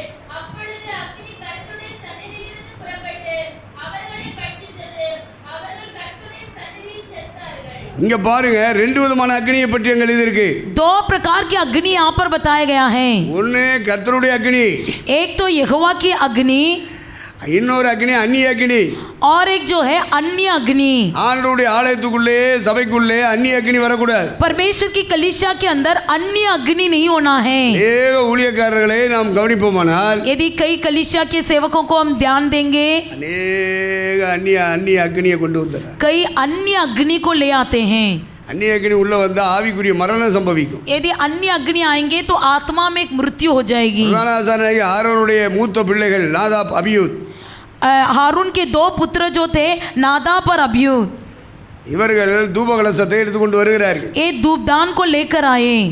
3 இடங்களிலே அக்னி, பரலோக அக்னி இருக்கணும். 3 जगह पर स्वर्ग की अग्नि जलता रहता ஒரு था। பலிபீடத்திலே அக்னி இருக்கணும். एक तो वेदी में आग जलते அது रहना है, பரலோக அக்னியாகத்தான் वो இருக்கும். स्वर्ग की अग्नि के रूप में रहना है। இரண்டாவது தூப பீடம் பரிசுத்த ஸ்தலத்திலே இருக்கிறது. दूसरा धूप दान जो है पवित्र स्थान में है। அதுல இந்த அக்னி பலிபீட அக்னியை கொண்டு வந்து போட்டு தான் தூபத்தை மேல போடணும். उसमें भी स्वर्गीय अग्नि डालकर ही उस धूप को डालना है। அது மாதிரி பரிசுத்த ஸ்தலத்திலும் மகா பரிசுத்த ஸ்தலத்துக்குள்ளும் பிரவேசிக்கும் போது उसमें भी पवित्र स्थल और अति पवित्र स्थल में प्रवेश करते समय ஆசாரியர்கள் கையிலே தூப கலசம் இருக்கும். याजक के हाथ में धूप दान होगा। சங்கிலி போட்டு அப்படி பிடிச்சிட்டு போவானுங்க. ऐसी जंजीर डालकर उठाकर ले जाएंगे। அதுக்குள்ளேயும் பரலோக அக்னி தான் இருக்கணும். उसके अंदर भी स्वर्गीय अग्नि होना चाहिए। அதுக்கு மேல தான் தூபங்களை வாரி போடணும். उसके ऊपर ही धूप डालना है। அந்த ஜாம்ராணி அள்ளி போட்ட உடனே அப்படி புகைஞ்சு அப்படி இடத்தையெல்லாம் நிரப்பும். जैसे ही धूप डालेंगे वो वैसे ही सुगंध फैला देगा। அதுதான் தூபம் தூபம் என்று சொல்லுகிறது. उसी को धूप धूप कहते हैं। பரிசுத்த ஸ்தலமும் மகா பரிசுத்த ஸ்தலமும் தூபத்தினால் நிரம்பி இருக்க வேண்டும். पवित्र स्थल और अति पवित्र स्थल धूप से भरा रहना है। அந்த சாம்பிராணிகளை எல்லாம் எரிச்சு சாம்பலாக்கி புகையை உண்டாக்குறது பரலோக அக்னி. ये सारे धूप को जलाकर पूरा धुआं कर देता है स्वर्गीय अग्नि। ஆனால் ஆசாரியர்கள் ஊழியர்கள் என்ன செய்கிறார்கள்? लेकिन याजक और सेवक क्या करते हैं? அந்நிய அக்னியை கொண்டு வரான். अन्य अग्नि, पराया अग्नि को ले आते हैं। பக்கத்து வீட்டுல நெருப்பு வாங்கிட்டு வர்றாங்க. बाजू से अग्नि ले आते हैं।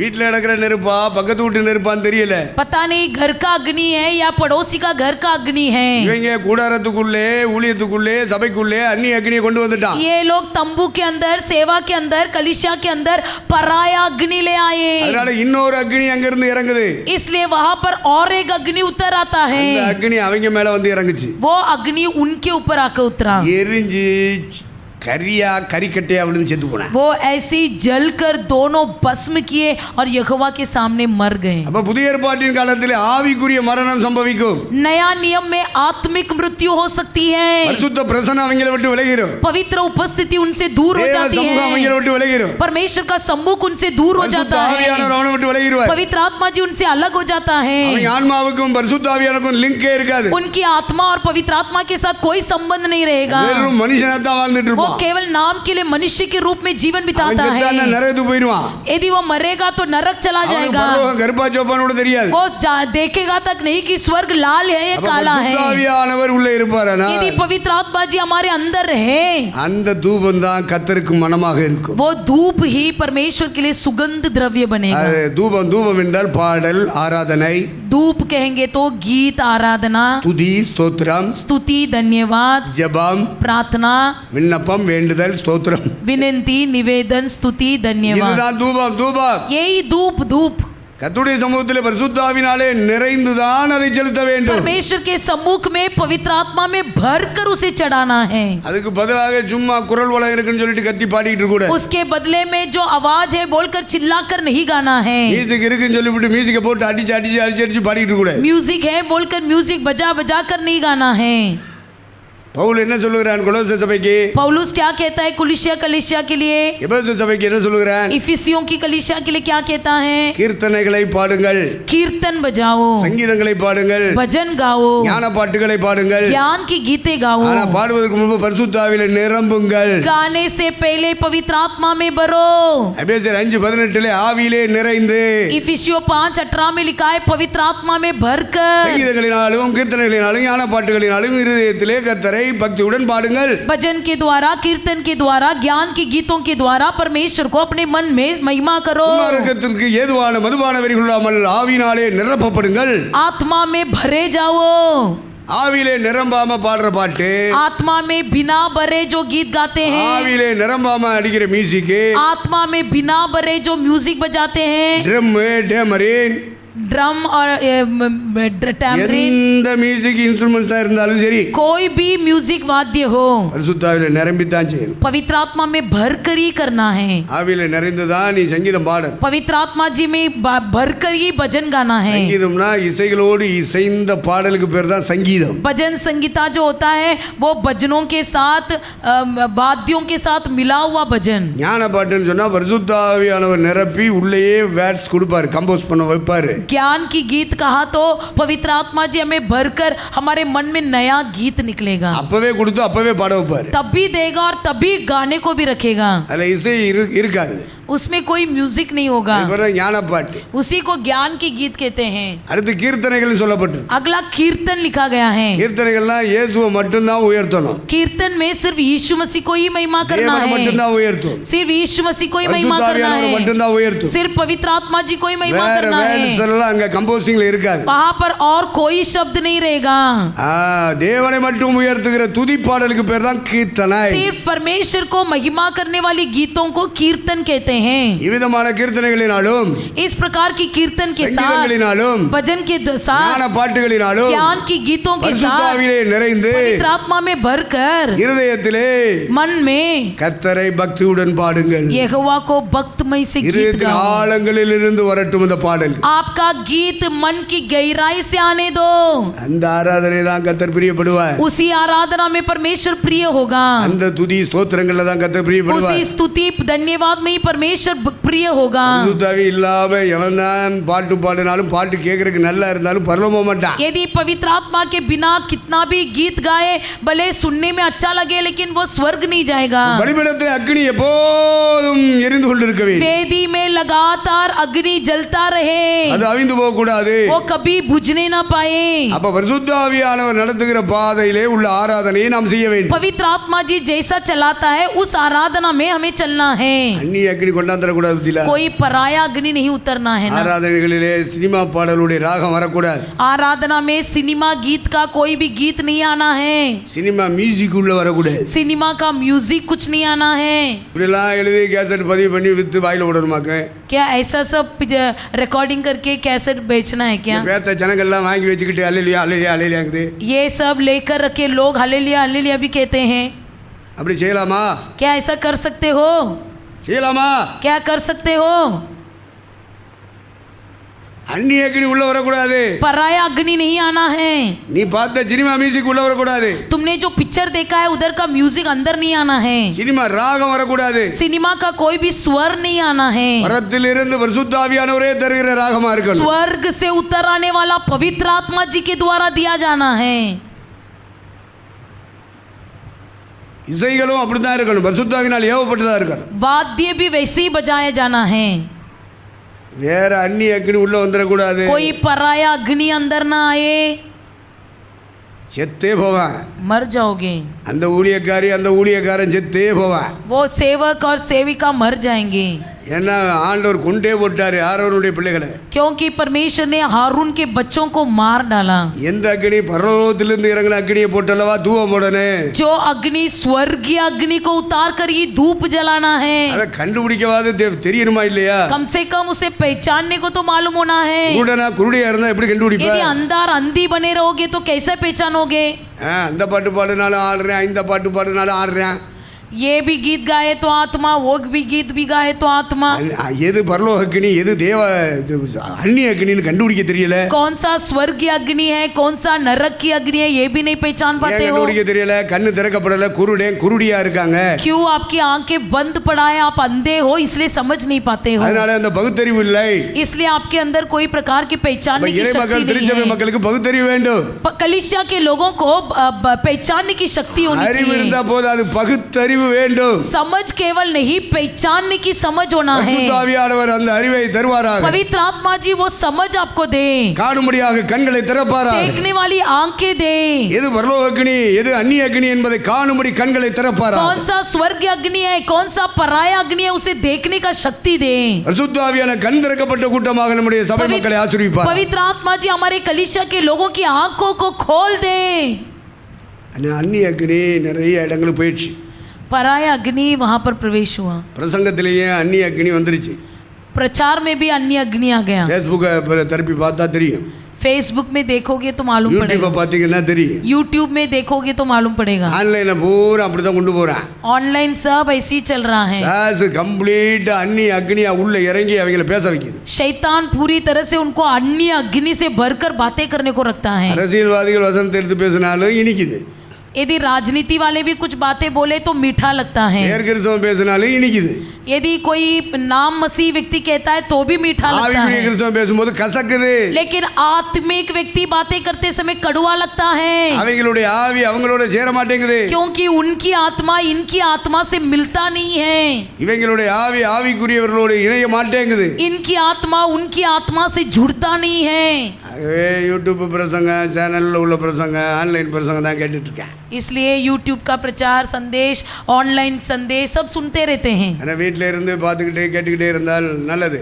क्योंकि घर में बैठ के सुनते रहेंगे तो अच्छी बात है. இப்படி சபையாலாம் கூடி வரக்கூடாது. ऐसा कलीसिया में इकट्ठा नहीं होना है. கூடி வந்தா நேருக்கு நேர ஊழியர்கள் கண்டிப்பார்கள். यदि आप आओगे तो सामने आमने एक सेवक लोग आपको डांटेंगे. சபை கூட்டத்துக்கு வந்தா காணிக்க போட சொல்றாங்க. यदि प्रार्थना में आने को कहा जाए तो दान डालने को कहेंगे. தசமமாக கேக்குறாங்க. दशवांश भी मांगते हैं. ஆவில நரம்பலைனா ஏன்டா நரம்பலைன்னு கேக்குறாங்க. आत्मा में नहीं भरे तो पूछते हैं आत्मा में क्यों नहीं भरते हो. சபையில வர்ற பிரசங்கத்தை விட ஆன்லைன்ல வர்ற பிரசங்கம் நல்லா இருக்கு. कलीसिया में जो संदेश देते हैं उससे बढ़कर ऑनलाइन संदेश बहुत मीठा है. உனக்கு நல்லா இருக்குன்னு சொல்ற அளவுக்கு பிசாசு உன்னை ஆண்டு விட்டான், ஆளுகை செஞ்சுட்டான். बहुत ही अच्छा है ऐसे कहने समान शैतान ने आपको घेर लिया है. பரலோகம் போக முடியுமா? क्या स्वर्ग जा पाओगे? எதுக்காக ஆண்டவர் சபையை கட்டுகிறார்? क्यों परमेश्वर ने कलीसिया बनाया है? எல்லாரையும் ஆன்லைன்ல இருக்க சொல்லலாம்ல. सबको ऑनलाइन में बिठा सकता था ना. கத்தர் கட்டுகிற சபை யார் யாரெல்லாம் அபிஷேகம் பண்ணப்பட்டாங்க அவங்க எல்லாம் ஒரு இடத்துல கூடி வந்தே ஆகணும். परमेश्वर की कलीसिया में जितने लोग अभिषेक किए गए सब लोग वहां पर इकट्ठा होना है. கூடி வர்றதுக்கு பேர் தான் சபை. जहाँ पर इकट्ठा होते हैं उसी को कलीसिया அந்த कहते சபைக்கு हैं. இன்னொரு பேரு கிறிஸ்துவின் உடல். उस कलीसिया का दूसरा नाम है मसीह का शरीर. இந்த சபை கிறிஸ்துவின் உடல். ये कलीसिया मसीह का शरीर அந்த है. உடலிலே நீங்களும் நானும் ஒவ்வொரு அவயவங்கள். इस शरीर में आप और मैं हर एक अंक हैं. 1 கொரிந்தியர் 12:27 வாசிப்போம். पहला कोरिन्थियों 12:27 पढ़िए. நீங்களே கிறிஸ்துவின் சரீரமாயும் தனித்தனி அவயங்களாய் இருக்கிறீர்கள். நீங்களே கிறிஸ்துவின் சரீரமாக இருக்கிறீர்கள். तुम सब मिलकर मसीह की देह हो. தனித்தனியா பார்த்தோம்னா அவருடைய அவயவங்களாக இருக்கிறோம். अगर अलग अलग से देखा जाए तो उसके अंक हो. பல அவயவங்கள் பொருத்தப்பட்டதுதான் ஒரு சரீரம். अलग अलग अंक जुड़कर एक शरीर बन जाता है. அந்த சரீரத்துக்கு இயேசு தலையாக இருக்கிறார். उस शरीर का सिर यीशु है. கிறிஸ்து தலையாய் கொண்டதுதான் தேவனுடைய திருச்சபை. मसीह को सिर बनाया वही कलीसिया है. எல்லா சபைக்கும் இயேசு தலைவராக இருக்க सब மாட்டார். कलीसिया का मसीह सिर नहीं है. ரட்சிக்கப்பட்டு ஞானஸ்நானம் எடுத்து பரிசுத்தாவினாலே நிரப்பப்பட்ட சபைக்கு தான் இயேசு தலைவராக जो இருப்பார். उद्धार पाए, बपतिस्मा लिए हैं, पवित्र आत्मा का अभिषेक पाए, उसी कलीसिया का सिर परमेश्वर मसीह रहेगा। ஆகவே நீங்க ரட்சிக்கப்பட்டீர்களா? क्या आप उद्धार पाए हो? ஞானஸ்நானம் எடுத்தீர்களா? क्या आपने बपतिस्मा लिया है? பரிசுத்தாவினாலே நிரப்பப்பட்டீர்களா? क्या आप पवित्र आत्मा में भरे गए हो? ஆவியிலே நிறைந்து ஆராதிக்கிறீர்களா? आत्मा में भरकर आराधना करते அப்படி हो? ஆவியிலே நிறைந்து ஆராதிக்கிற மக்களோடு நீங்கள் இணைக்கப்பட்டிருக்கிறீர்களா? क्या आत्मा में भरकर आराधना करने वालों के साथ जुड़े हो? அந்த சபையிலே ஆண்டவர் நியமித்த ஊழியர்களோடு ஐக்கியமா இருக்கிறீர்களா? वैसे कलीसिया के सेवकों के साथ संबंध रखते हो? அந்த சபையிலே கூடி வருகிற எல்லா விசுவாச பிள்ளைகளோடு ஐக்கியமா இருக்கீங்களா? वैसे कलीसिया में इकट्ठा होने वाले सभी विश्वासियों के साथ मेल मिलाप से रहते हो? அவயவங்கள் வேறு வேறாக இருந்தாலும் சரீரம் ஒன்றாக இருக்கிறது. अलग अलग अंक हो लेकिन शरीर एक है। இந்த சபை ஒன்றாக இருக்க வேண்டும். ये कलीसिया एक होना है। தனித்தனியான குடும்பங்களாக இருந்தாலும் भले अलग अलग परिवार है, எல்லாரும் அபிஷேகம் பண்ணப்பட்டவர்களாக இருக்கிறபடினாலே सब कोई अभिषेक पाया हुआ रहने के कारण ஒரே சரீரமாக இருக்க வேண்டும். एक ही शरीर बनना இந்த है। சபைக்கு இயேசுவானவர் தலைவராக இருப்பார். इस कलीसिया का सिर हमारा मसीह रहेगा। அந்த சரீரத்துக்கு தலை இயேசு கிறிஸ்து. इस शरीर का सिर यीशु मसीह। இப்படிப்பட்ட சரீரத்திலே கர்த்தர் நம்மை வைத்திருப்பாரானால் यदि ऐसे शरीर में परमेश्वर हमें रखा होगा, நாம் தான் அவர் கட்டுகிற சபை. हम ही उसके द्वारा बनाए जाने वाला ஆண்டவருக்கு மகிமை कलीसिया। உண்டாகட்டும். परमेश्वर का महिमा हो। அப்ப நமக்குள்ளே எரிந்து கொண்டிருக்க வேண்டிய வசன அக்கினி பரிசுத்தாவிய அக்கினி எரிந்து கொண்டே இருக்க हमारे வேண்டும். अंदर सदा परमेश्वर की वचन की अग्नि, पवित्र आत्मा की अग्नि जलते रहना है। வேற அக்கினி உள்ள வச்சிராத. और कोई अग्नि अंदर प्रवेश नहीं करना சினிமாவை है। உள்ள வச்சிராத. कोई पिक्चर या सिनेमा अंदर नहीं प्रवेश करना है। அரசியலை உள்ள வச்சிராத. कोई राजनीति हमारे अंदर प्रवेश न करे। நாட்டு நடப்புகளை உள்ள வச்சிராத. कोई इस देश के व्यवहार को अंदर न रखे। உலக பாரம்பரியங்களை உள்ள வைக்காத. दुनिया की परंपरा को, रीति रिवाज को உலக अंदर न சடங்குகளை உள்ள रखे। வைக்காத. इस दुनिया की कीचड़ को अंदर न रखे। உள்ள விட்ட அப்படின்னா அதான் அந்நிய அக்கினி. यदि अंदर छोड़ दोगे तो वो पराया அது अग्नि बन உன்னுடைய जाएगा। ஆவிக்குரிய வாழ்க்கையை நாசம் பண்ணிரு. वो तुम्हारे आत्मिक जीवन को नष्ट कर देगा। உன் ஆத்துமா செத்து போகும். तुम्हारा आत्मा मर जाएगा। இப்போது எரிந்து கொண்டிருக்க வேண்டும். लगातार जलते रहना है, ஒரு நாள் அவிந்து போக கூடாது. वो कभी बुझने न पाए। ஆவியை அவித்து போடாதிருங்கள் என்று பவுல் குறிப்பிடுகிறார். आत्मा को कभी बुझने न देना। மோசே அவிந்து போக கூடாது என்று சொன்னார். मूसा ने कहा बुझने न पाए। பவுல் 1:5-19 சொல்லும்போது ஆவியை அவித்து போடாதிருங்கள். वो कहता है कि अपनी प्राण को कभी जला न दे। அப்ப தேவனுடைய பிள்ளைகள், தேவனுடைய சபை மக்கள் எப்போதும் பரிசுத்தாவிலே நிரம்பிக் கொண்டே இருக்கிறார்கள். परमेश्वर के कलीसिया के लोग सदा पवित्र आत्मा में भरते रहना है। அந்நிய அக்கினிக்கு இடம் தரக்கூடாது. पराया अग्नि को मौका न दे। இன்னொரு வசனம் வாசிங்கள். 1 பேதுருவின் புத்தகம் 4 அதிகாரம் 12-13 வாசிங்க. पहला पत्रस की पुस्तक 4 अध्याय 12 और 13 पढ़िए। பிரியமானவர்களே, உங்களை சோதிக்கும்படி உங்கள் நடுவில் பற்றியிருக்கிற அக்கினியை குறித்து ஏதோ புதுமை என்று திகையாமல் கிறிஸ்துவின் மகிமை வெளிப்படும் போது நீங்கள் களிகூர்ந்து மகிழும்படியாக அவருடைய பாடுகளுக்கு நீங்கள் பங்காளிகள் ஆனதால் சந்தோஷப்படுங்கள். பாடுகளை அக்னி என்று சொல்லுகிறார் பரிசுத்த பேதுரு. दुख को अग्नि कहता है पवित्र पौलुस। இந்த பாடுகளின் வழியாக வழி நடத்துவது யார்? इस बोझ के द्वारा दुख में सहभागी करने को कौन रखता है? அநேருக்கு வாழ தெரியணும், வாழ்ந்திருக்கணும் நினைக்கிறாங்க. कई लोग चाहते हैं कि हम जीवित रहे। கல்யாணம் பண்ணும் போதே பொண்ணையும் மாப்பிளையும் சேர்த்து பிடிக்கும் போது குருவானவர் சொல்லி கொடுக்குறார். शादी करते समय लड़का लड़की को सिखाया जाता है। கை பிடிச்ச உடனே வாழ்விலும் தாழ்விலும், शादी के दिन हाथ पकड़ कर कहता है तुम्हारे சுகத்திலும் जिंदगी में, சுகத்திலும் नष्ट में, துக்கத்திலும், तुम्हारे दुख में, सुख में, நன்மையிலும் தீமையிலும், भलाई में, बुराई में எப்போதும் நாம் ஒன்றாயிருப்போம். सदा हम एक रहेंगे। அப்ப சொல்லும் போதே வாழ்வையும் சொல்றேன், தாழ்வையும் சொல்றேன். कहते समय कहते हैं नीचा ऊंचा, நன்மையும் சொல்றான், தீமையும் சொல்றேன். भलाई भी बुराई भी, சுகம்னு சொல்றான், துக்கம்னு சொல்றேன். सुख भी कहता है, दुख भी कहता है, இன்பம்னு சொல்றான், துன்பம்னு சொல்றேன்.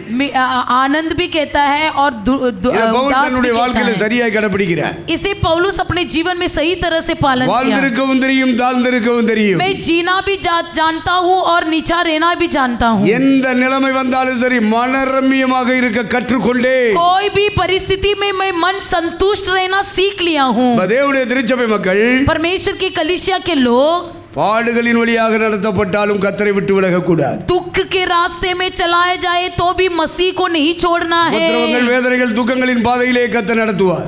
आपको भले ही परमेश्वर दुख और संकट के बीच में चलाए, இதெல்லாம் ஒன்றுமில்லாமல் நடத்துவார், இதெல்லாம் கொடுத்தும் நடத்துவார். कभी आपको कुछ दिए बिना चलाएगा, कभी कुछ देकर चलाएगा। எந்த பாதையில நடத்தினாலும் கர்த்தரோடு மனரம்யமாக இருக்க கற்றுக்கொள்ளுங்கள். कोई भी रास्ते में चलाए परमेश्वर में मसीह में तृप्त और संतुष्ट நீங்கள் रहे। எந்த பாடுகளை சந்தித்துக் கொண்டிருக்கிறீர்கள்? आप कौन सी संकट से मुकाबला कर रहे हो? பாதையிலே நடத்தப்பட்டு आप कौन கொண்டிருக்கிறீர்கள்? से दुख की रास्ते में चल रहे हो? விதமான துக்கங்கள் எல்லாம் உங்களை சூழ்ந்து கொண்டிருக்கிறது. ऐसे सारे दुख आपको घेर लिया है। கர்த்தர் நடத்துகிறார். परमेश्वर आपको चलाता है। உங்கள் வாழ்க்கையின் எல்லாவற்றிலும் நீங்கள் ஸ்தோத்திரம் செலுத்த வேண்டும். आपके जीवन में सदा धन्यवाद करते रहो। வாழ்ந்திருக்கும்படியாகவும் கர்த்தர் செய்வார், தாழ்ந்திருக்கும்படியாகவும் கர்த்தர் செய்வார். परमेश्वर हमको उन्नति भी करना जानता है और नीचा करना भी जानता வாழாக்காமல் है। தலையாக்குவேன் சொல்லுது பழைய ஏற்பாடு. பழைய ஏற்பாடு पुराने नियम में परमेश्वर ने कहा कि मैं तुझे सिर बनाऊंगा पूंछ நாங்கள் नहीं। இஷ்டப்படி எல்லாம் வியாக்கியானம் பண்றான் ஊழியக்காரன். अपने अपने मन के अनुसार समझाता है புதிய सेवक। ஏற்பாட்டு சத்தியத்தை பேசணும். नए नियम की सच्चाई प्रचार करो। பழைய ஏற்பாட்டு வாக்குத்தத்தங்கள் யாருக்கு தரப்பட்டது? पुराने नियम की वादा किसके எந்த लिए दिया காலத்துக்குரியது? गया? कौन से काल का है? ஆராய்ந்து நிதானிக்கணும் ஆவிக்குரியவர்கள். उसे जांच कर ध्यान कीजिए। வாழ்ந்திருக்கவும் தெரியணும், தாழ்ந்திருக்கவும் தெரியணும். उन्नति किए जीना भी जानेंगे, அதை नीचा करने भी கற்றுக்கொண்ட जानेंगे। கிறிஸ்தவர்களாக இந்த சபை மக்கள் இருக்க வேண்டும். उसे सीखा हुआ कलीसिया के लोग बने। எப்பவுமே மேல தூக்கி வைப்பார்லாம் நினைக்க கூடாது. सदा मैं अच्छा रहूंगा ऐसा नहीं सोचना। உபத்திரவங்கள் வரும், उपद्रव भी आएगी, பாடுகள் வரும், संकट भी आएगी, வேதனைகள் வரும். वेदना भी आएगी। எந்த நிலைமையிலே அனுமதிக்கப்பட்டாலும் சரி कोई भी परिस्थिति आए, அநேக உபத்திரவங்கள் ஒன்றன் பின் ஒன்று வந்து கொண்டே இருக்கும். एक के बाद दुख आते रहेगा। இதை பரிசுத்த பேதுரு சொல்றான், இதெல்லாம் ஒரு அக்னி மாதிரி அப்படிங்கிறான். इसे पवित्र पौलुस कहता है ये सब एक உங்கள் अग्नि நடுவில் है। பற்றி எரிகிற அக்னியை குறித்து ஏதோ புதுமை என்று திகையாமல் आपके बीच में जलने वाली अग्नि को देखकर कोई अनोखा ना समझे। அவரை ஏற்றுக்கொண்டதினாலே, उसे मान लेने அவருடைய के வசனத்தை कारण, ஏற்றுக்கொண்டதினாலே, उसके वचन को मान அவருடைய लेने के பரிசுத்த कारण, ஆவியினாலே நிரப்பப்படுவதினாலே, उसके पवित्र आत्मा में அவருடைய भरे जाने சபைக்கு के வந்து कारण, போவதினாலே, उसकी कलीसिया में आ அவருடைய जा करने के சுவிசேஷம் कारण, அறிவிப்பதினாலே, उसके सुसंदेश को ஆத்ம सुनाने के ஆதாயம் कारण, செய்வதினாலே, प्राण को कमाने के कारण சில பாடுகள் வரும், कुछ बोझ சில आएगी, உபத்திரவங்கள் வரும், कुछ उपद्रव சில எதிர்ப்புகள் आएगी, வரும். कुछ विरोधपन आएगी। திகையாதே, लेकिन चिंता मत करो, திகையாதே, चिंता मत करो, சோர்ந்து போகாதே, उदास मत हो, பின்வாங்காதே. पीछे मत हटो। அவருடைய பாடுகளுக்கு உனக்கு பங்கு கிடைத்ததினாலே சந்தோஷப்படு. उसके दुख में तुम सहभागी हुए हो इसलिए आनंदित करो। ஒரு மூலையில உட்கார்ந்து அழுதுட்டு இருக்காத. एक कोने में बैठकर रोते मत रहो, சந்தோஷமா கர்த்தருக்கு ஸ்தோத்திரம் செலுத்து. आनंदित होकर परमेश्वर को धन्यवाद कहो। எல்லாவற்றிலும் ஸ்தோத்திரம் செலுத்துவதே உங்களை குறித்து தேவனுடைய சித்தமாக இருக்கிறது. हर बातों में परमेश्वर को धन्यवाद कहना ही परमेश्वर का आपके प्रति इच्छा है। எந்த நிலைமையிலே கர்த்தர் நடத்தினாலும் மனரம்யமா இருக்க कोई भी परिस्थिति में परमेश्वर आपकी अगुवाई करे, हर बातों में संतुष्ट रहे। குடும்பத்துக்குள்ள பாடுகள் வருதா? क्या परिवार में समस्या தொழில் செய்ய है? வேலை செய்ய போற இடத்துல பாடுகள் வருதா? या नौकरी जहाँ पर करते हो वहाँ நீ पर சபைக்குள்ள समस्या வந்தாலும் है? உனக்கு பாடுகளா தெரியுதா? या कलीसिया में कोई समस्या है? எந்த பாடுகள் வந்தாலும் சரி कोई भी परेशानी हो, அது அக்னி போல தெரியே, भले वो अग्नि समान ஆனா அந்த दिखाई அக்னி दे, அழிக்காது. लेकिन वो अग्नि आपको नष्ट नहीं அந்த करेगा। அக்னியிலிருந்து வெளியே கொண்டு வருவார். वो अग्नि से परमेश्वर तुमको बाहर लाएगा। கர்த்தர் உன்னை சாட்சியா நிறுத்துவார். परमेश्वर तुमको गवाही में खड़ा சத்ராக், करेगा। மேஷாக், ஆபேத்நேகோவுக்கு ஒரு அக்னி வந்தது. शत्रक मेशक अबेदनेगो के विरोध एक அது ஒரு अग्नि மடங்கு அக்னி आई। அல்ல, 7 மடங்கு அக்னி. वो 7 गुना अधिक अग्नि। அவங்க சோர்ந்து போகவில்லை. वे उदास नहीं हुए। முழு உலகம் 127 நாடும் விழுந்து கும்பிட்டுக்கிட்டு இருக்கா விக்கிரகத்தை. 127 प्रांत के लोग मूर्ति के सामने दंडवत कर रहे என்ன थे, அரசாங்க கட்டளை, அதனால விழுந்து கும்பிடுறா. क्योंकि यही राजा की आज्ञा थी इसलिए कर रहे थे। மாட்டேன்னு சொன்னானா வேலை போயிடும். यदि इनकार करेंगे तो नौकरी வேலை चला போச்சுன்னா जाएगा, வருமானம் போயிடும். नौकरी चला गया तो कमाई चली जाएगी, புறம்போக்கா பிளாட்ஃபார்மா தெரியணும். उसके बाद यहाँ वहाँ भटकते रहना पड़ेगा। எந்த நிலைமை வந்தாலும் சரி, कोई भी परिस्थिति आए, ராஜாவாகிய நேபுகாத்நேச்சாரே, हे राजा नबूकदनेस्सर, உமக்கு தெரிந்திருக்க வேண்டும், आप जानना है நாங்கள் இந்த அக்னிக்கு தப்புவிக்கப்படுவோம். हम इस आग से बचाए जाएंगे। இந்த பாடு உபத்திரவங்கள் எங்களை சந்தித்தாலும் நாங்கள் அதிலிருந்து தப்புவிக்கப்படுவோம். इस क्लेश से दुख से हम बचाए जाएंगे। நாங்கள் ஆராதிக்கிற தேவன் ஒருவர் இருக்கிறார். हम आराधना करने वाले परमेश्वर एक है, அந்த தேவன் எங்களை தப்புவிப்பார். वो परमेश्वर हमको बचाएगा। ஒருவேளை இந்த பாடுகளும் உபத்திரவங்களும் எங்களை தப்புவிக்காட்டாலும் यदा कदाचित ये क्लेश बोझ हमको न भी बचाए, நீர் நிறுத்தின இந்த பொற்சிலையை நாங்கள் வணங்குவது இல்லை, வழிபடுவது இல்லை. तुमने जो खड़ा किया इस मूर्ति के सामने हम दंडवत नहीं அரசாங்கம் करेंगे। சொல்லிருச்சுன்னு கீழே விழ முடியுமா?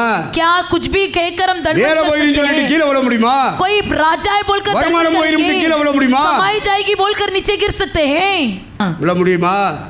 क्या गिर सकते हो? நீ எந்த சிலையை நிறுத்தினாலும் விட முடியாது. तुम कोई भी मूर्ति खड़ा करो उसके நாங்கள் सामने खड़े ஆராதிக்கிற नहीं எங்கள் தேவன் पाएंगे. ஒருவர் இருக்கிறார். हम आराधना करने वाला एक परमेश्वर है. அவர் நீ நிறுத்தின சிலைகளுக்குள்ளே அந்த தெய்வம் வர மாட்டார். वो तुम जो मूर्ति खड़ा किए उसके अंदर नहीं रहता है. ஏய் மறுபடியும் உங்களுக்கு வாய்ப்பு தர்றேன்டா. फिर से मैं तुमको मौका देता हूँ. சத்ராக் மேஷாக் ஆபேத்நேகோ शत्रक मेशक अबेदनेगो நீங்க மறுபடியும் விழுந்து கும்பிடுங்க. फिर से दंडवत करो, फिर से दंडवत करो. நடக்காது. नहीं होगा. எங்க உயிரே போனாலும் சரி हमारा जान चले जाए விக்கிரகங்களை வழிபட மாட்டோம். हम मूर्ति का दंडवत नहीं करेंगे. உறுதியா நின்னாயா ऐसा स्थिर खड़ा रहा. 127 தேசத்தின் அதிபதிகள் எல்லாம் வீழ்ந்து கிடக்கும்போது 127 प्रांत के लोग जब घिरे पड़े थे, 3 பேர் மட்டும் அப்படி நிமிர்ந்து நின்னுட்டாங்க பாரு. सिर्फ 3 जन ऐसा सीधा खड़े रहे. நாங்க மைனாரிட்டின்னு சொல்லி பயந்தாங்களா? क्या वो डरे कि हम வேலை अल्पसंख्यक போயிருமேன்னு हैं? பயந்தாங்களா? क्या नौकरी चला जाएगा बोलकर डरे? வருமானம் போயிருமேன்னு क्या பயந்தாங்களா? कमाई चला जाएगा बोलकर இது डरे? அரசாங்கத்தினுடைய ஆர்டர்ங்கிறதுக்காக ஒபே பண்ணானா? क्या शासन की आज्ञा है बोलकर இல்லை आज्ञा இல்லை पालन किया? அபிஷேகம் பண்ணப்பட்டவன் விட மாட்டான். अभिषेक किया गया वो व्यक्ति नहीं गिरेगा. அவன் பணத்துக்கோ வேலைக்கோ அரசு அதிகாரங்களுக்கோ பயப்பட மாட்டான். वो किसी काम धंधा के लिए, नौकरी के लिए, कमाई के लिए, शासन के अधिकारी के लिए எல்லாரும் नहीं விழுந்து डरेगा. கிடக்கலாம். இந்த மைனாரிட்டி பீப்புளா இருந்தாலும் நிமிர்ந்து தயாரிப்பா. भले सब लोग गिर जाए लेकिन अल्पसंख्या भी हो सीधा खड़े रहेंगे. ராஜா அக்னி 1 மடங்கு அக்னி 7 மடங்கு ஆக்குனா. राजा ने एक अग्नि को 7 गुना अधिक पलटा இவங்களை दिया. தூக்கி கொண்டு போய் 7 மடங்கு அக்னியில போடுங்கடா. इसको उठाकर आग में डाल दिया गया. 1 மடங்கு உபத்திரவம் உனக்கு 7 மடங்காக இருக்கலாம். भले 1 गुना अधिक अग्नि 7 गुना अधिक किया பயப்படாதே, जाए. சோர்ந்து போகாதே. मत डरो, मत उदास हो. கர்த்தர் உன்னோடு இருப்பார். परमेश्वर तेरे संग रहेगा. நீ பெற்ற அபிஷேகம் உனக்குள்ளே நிலைத்திருக்கிறது. तुमने जो पाया वो अभिषेक तुम्हारे अंदर है. எந்த வழியில எந்த ஆங்கில எத்தனை பாடு உபத்திரவம் வந்தாலும் சரி कोई भी रास्ते से, कोई भी कोने से, कोई भी समस्या கர்த்தர் உன்னை கைவிட है, மாட்டார். परमेश्वर तेरा हाथ नहीं அந்த பாடுகளின் छोड़ेगा. நடுவிலே கர்த்தர் உனக்கு ஒரு தீர்ப்பை வழங்குவார். और संकट के बीच में परमेश्वर तेरे लिए एक न्याय करेगा. அநேக மக்களுக்கு மத்தியில் உன்னை சாட்சியா நிறுத்துவார். कई लोगों के बीच में परमेश्वर तुझे गवाही बनकर சோர்ந்து खड़ा போகாதே, करेगा. கண் கலங்காதே. उदास मत हो, रोना नहीं. நான் உடைய பிள்ளையா இருந்த இந்த பாடுகள் ஏன் என்று கேட்டுக்கொண்டிருக்காதே. ये मत पूछना कि मैं परमेश्वर की प्रजा हूं, मेरे लिए क्यों ये உன் चिंता. சரீரத்திலே வருகிற பலவீனங்கள் நோய்கள் உனக்கு ஒரு பாடுகளா இருக்கலாம். तेरे शरीर की निर्बलता भले ही तेरे लिए बहुत बड़ा दुख எத்தனை மாத்திரை है. சாப்பிட்டாலும் சுகமாக்காத ஒரு பாடுகளா இருக்கலாம். कितने ही दवा खाने पर भी चंगाई नहीं हो रहा பயப்படாதே, है. பின்வாங்காதே. मत डर, पीछे मत உன்னை हट. அழைத்த கர்த்தர் உன்னோடு இருக்கிறார். तुझे बुलाया हुआ परमेश्वर तेरे साथ அவருடைய है. அபிஷேகம் உனக்குள்ளே இறங்கி இருக்கிறது. उसका अभिषेक तेरे अंदर उतर आया है. பாடு உபத்திரவங்களை கண்டு பின்வாங்காதே. बोझ और उपद्रव को देखकर पीछे ஒரு नहीं மடங்கு உபத்திரவம் हटना. பல மடங்கு ஆக்கப்படலாம். भले 1 गुना अधिक या 7 गुना உன்னை अधिक அழைத்த किया கர்த்தர் जाए. தப்புவிப்பார். तुझे बुलाया हुआ परमेश्वर நீ तेरा हाथ தப்புவிக்கப்படுவாய். छुड़ाएगा. तुम बचाया அந்த जाओगे. உபத்திரவத்திலிருந்து வெளியே கொண்டு उस வரப்படுவாய். उपद्रव से तुम बाहर கர்த்தர் உனக்கு निकाले விடுதலை जाओगे. தரப்போகிறார். परमेश्वर तुमको கர்த்தர் छुटकारा உனக்கு देगा. சமாதானத்தை தரப்போகிறார். परमेश्वर तुमको शांति உன்னை देगा. எல்லாருக்கும் நடுவே சாட்சியா நிறுத்த तुम போகிறார். सबके सामने गवाही बनकर खड़ा रहोगे. எல்லாரும் எந்திரிப்போம். सब खड़े हो जाएंगे. Hallelujah, hallelujah. धन्यवाद प्रभु जी. கண்களை மூடுவோம். आंखें बंद करेंगे. பரிசுத்த ஆவியானவர் நம்மோடு கூட தொடர்ந்து இடைபடுவாராக. पवित्र आत्मा जी लगातार आपसे बातें करें. உனக்கென்று அனுப்பப்பட்ட வார்த்தையிலே உயிர் உண்டாக்கி தருவாராக. आपके लिए भेजे गए वचन में जीवन भेजे. சொல்லப்படுகிற வார்த்தையிலே உனக்கென்று தனியாய் பரிசுத்த ஆவியானவர் அனுப்பி இருப்பாராக. कहा हुआ वचन में यदि पवित्र आत्मा तुम्हारे लिए कोई वचन भेजा கர்த்தர் அதை हो, உயிர் உள்ளதாக்குவாராக. उसे परमेश्वर जीवित करे.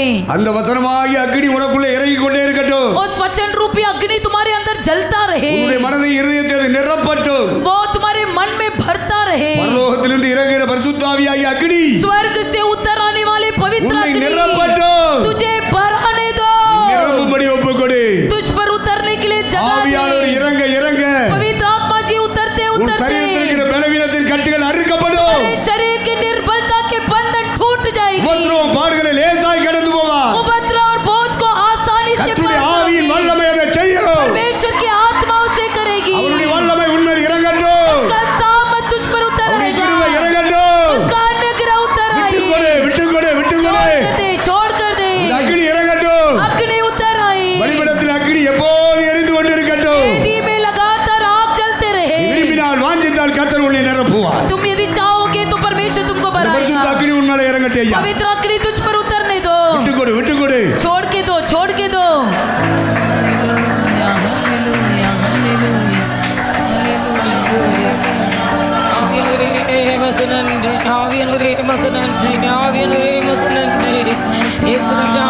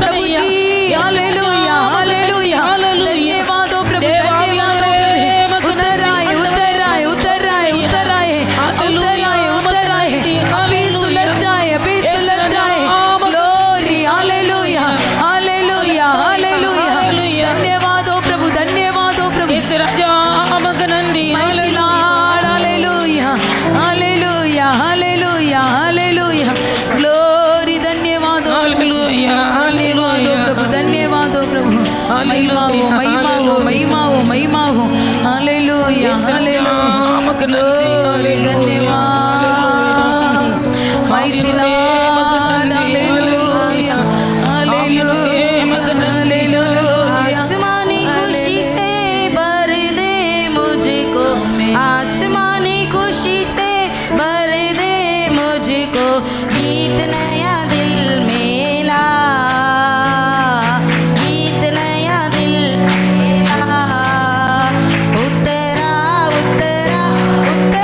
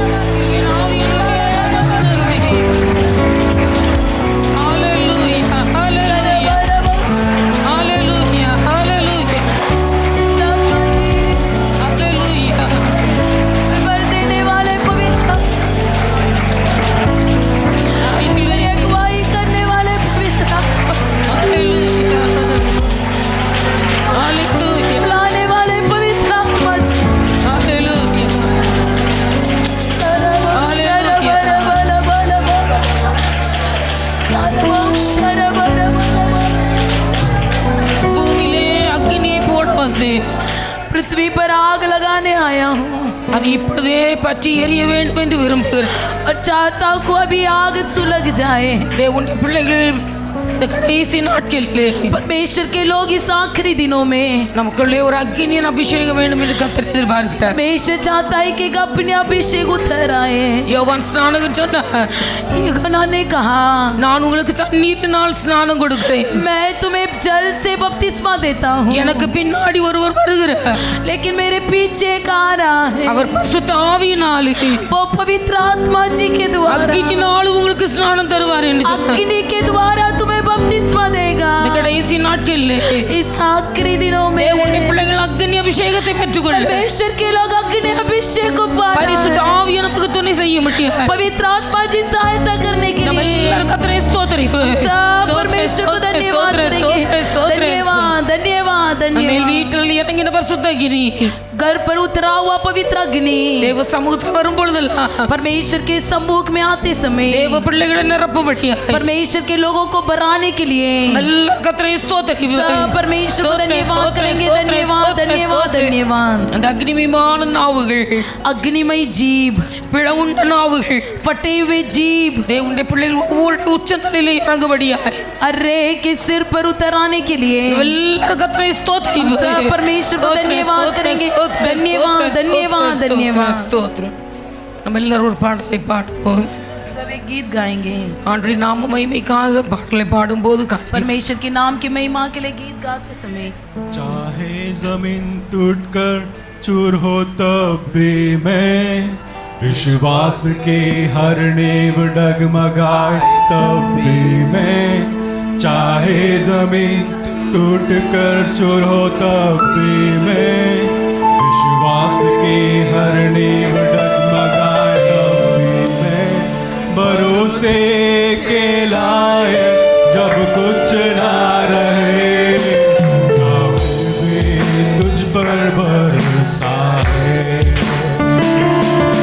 भरोसे के लायक जब कुछ ना रहे तब भी तुझ पर भरोसा है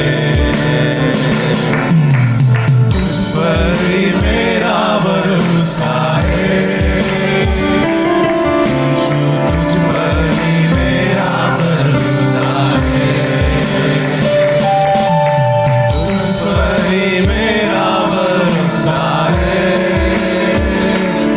यीशु तुझ पर ही मेरा भरोसा है अंधेरा मेरे राह पर छा भी जाए तो मेरे भविष्य की आशाएं भी टूट जाए तो अंधेरा मेरे राह पर छा भी जाए तो मेरे भविष्य की आशाएं भी टूट जाए तो सहारा मेरा इस जहां में कोई ना हो तेरे पर भरोसा है सहारा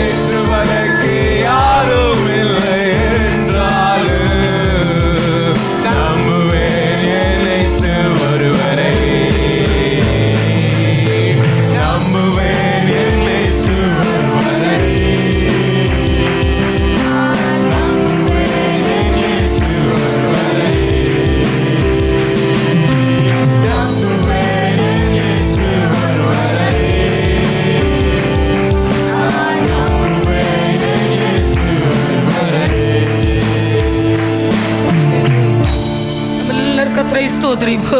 ஸ்தோத்திரம் ஸ்தோத்திரம் ஸ்தோத்திரம் ஸ்தோத்திரம் धन्यवाद ஸ்தோத்திரம். धन्यवाद धन्यवाद। பரலோகத்தின் தேவனுடைய நாம மகிமைக்காக स्वर्गीय परमेश्वर के नाम की महिमा के लिए காணிக்கை கொடுத்த தேவனுடைய பிள்ளைகள் ஒவ்வொருடைய கையின் பிரயாசங்களை दान दिए हुए रे के हाथों की कमाइयों को கர்த்தரை ஆசீர்வதித்து பல மடங்காய் திருப்பி கொடுக்க परमेश्वर आशीष करके कई अधिक गुना पलटा कर देने के लिए நம்ம எல்லாரும் கர்த்தரை ஸ்தோத்திரம். सब परमेश्वर को धन्यवाद ஸ்தோத்திரம் करेंगे, ஸ்தோத்திரம் धन्यवाद, ஸ்தோத்திரம் धन्यवाद, ஸ்தோத்திரம் धन्यवाद, ஸ்தோத்திரம் धन्यवाद। ஸ்தோத்திரம்.